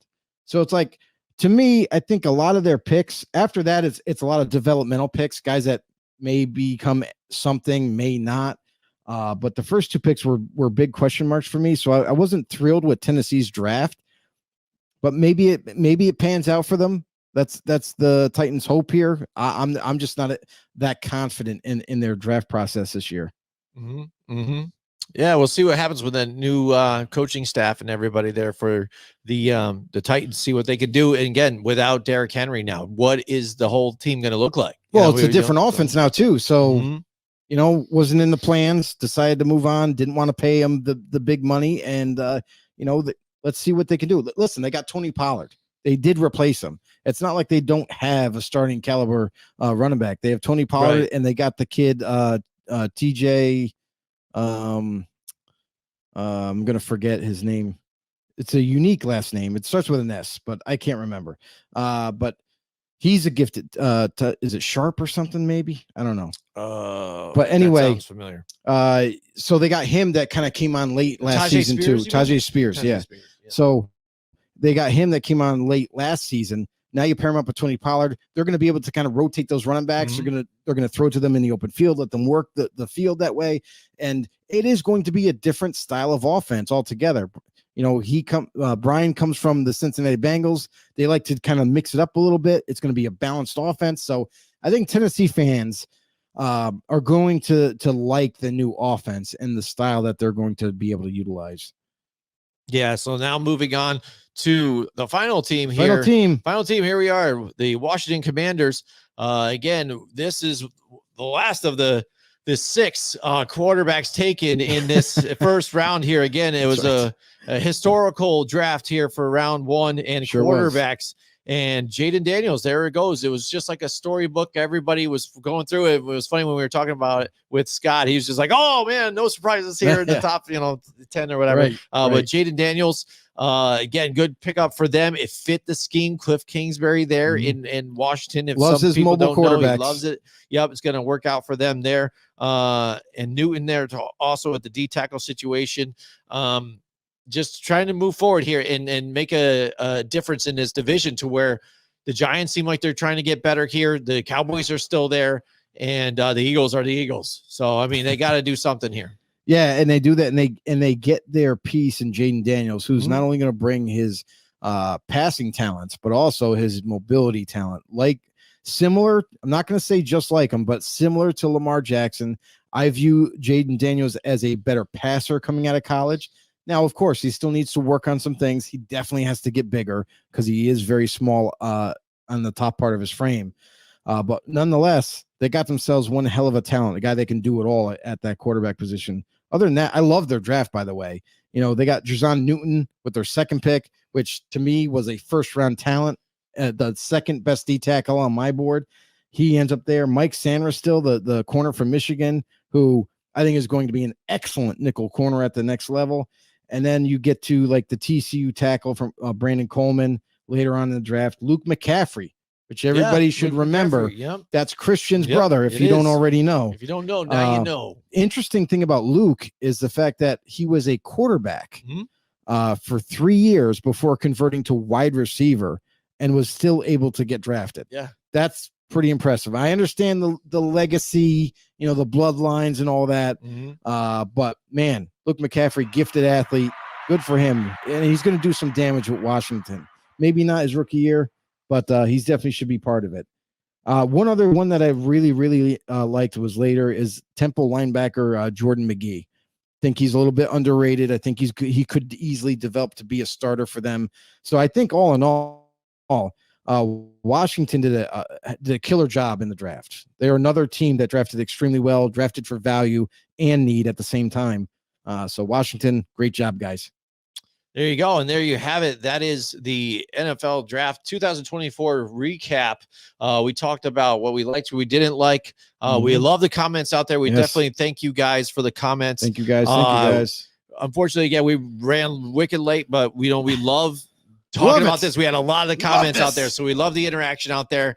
It's a full show, so we'll just bump what we had in plan to the next show. Yeah, we can do it. It's going to be a whole lot of fun. We have a lot to talk about that too, and that is the 2021 draft. We get to take a look back that now, go into the past and see how they turned out here 3 years later. 3 years later. That's what it takes to kind of see what these guys come out to look.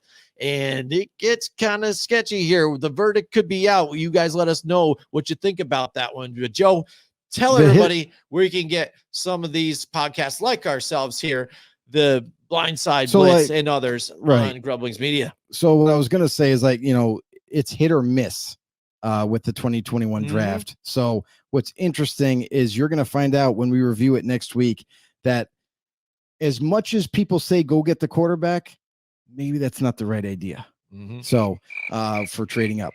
Anyway, we're going to get into, listen, if you're new to the show, if you've lasted this long, we really do appreciate you guys. Thanks for all the support. Thanks for all the comments. It's been amazing. Make sure you like, share, comment every week here, Tuesday nights at 8 o'clock with us on the Blindside Blitz. But you can also find us and many other podcasts from grumblingsmedia.com. You can follow our political, our entertainment, our sports podcasts out there. We have a website. It's called grumblingsmedia.com. Make sure you head over there, check it out. Follow other podcasts as well. Anywhere when you get YouTube, rumble.com, make sure you go over there, subscribe, and follow along with this Blitz journey that we're going to be taking. Also, that's right, anywhere you get your podcast, Apple, Google, Spotify, you name it, Pandora, we're there. Make sure you drop a follow, take us on the go, and become part of the Blitz Nation. That's right. Now, before we take off, we got to let you know, like Joe just said, if you haven't subscribed or anything else to these other websites and other, shows, click the link below. That's right here. We got some more videos to check out. If you like this one, you're going to check out some others, and hopefully you guys will enjoy some of that and join along with the fans of Grumblings Media. So click the link below to find some more and join along with us here at Grumblings Media. Take care. Hey everybody, this is Big John from Grumblings Media, and I just want to say thank you for watching our content. If you want to support our efforts here at Grumblings Media, just smash the subscribe button right here, totally free, or just go ahead and consume more of our great content. Click either one of these two boxes.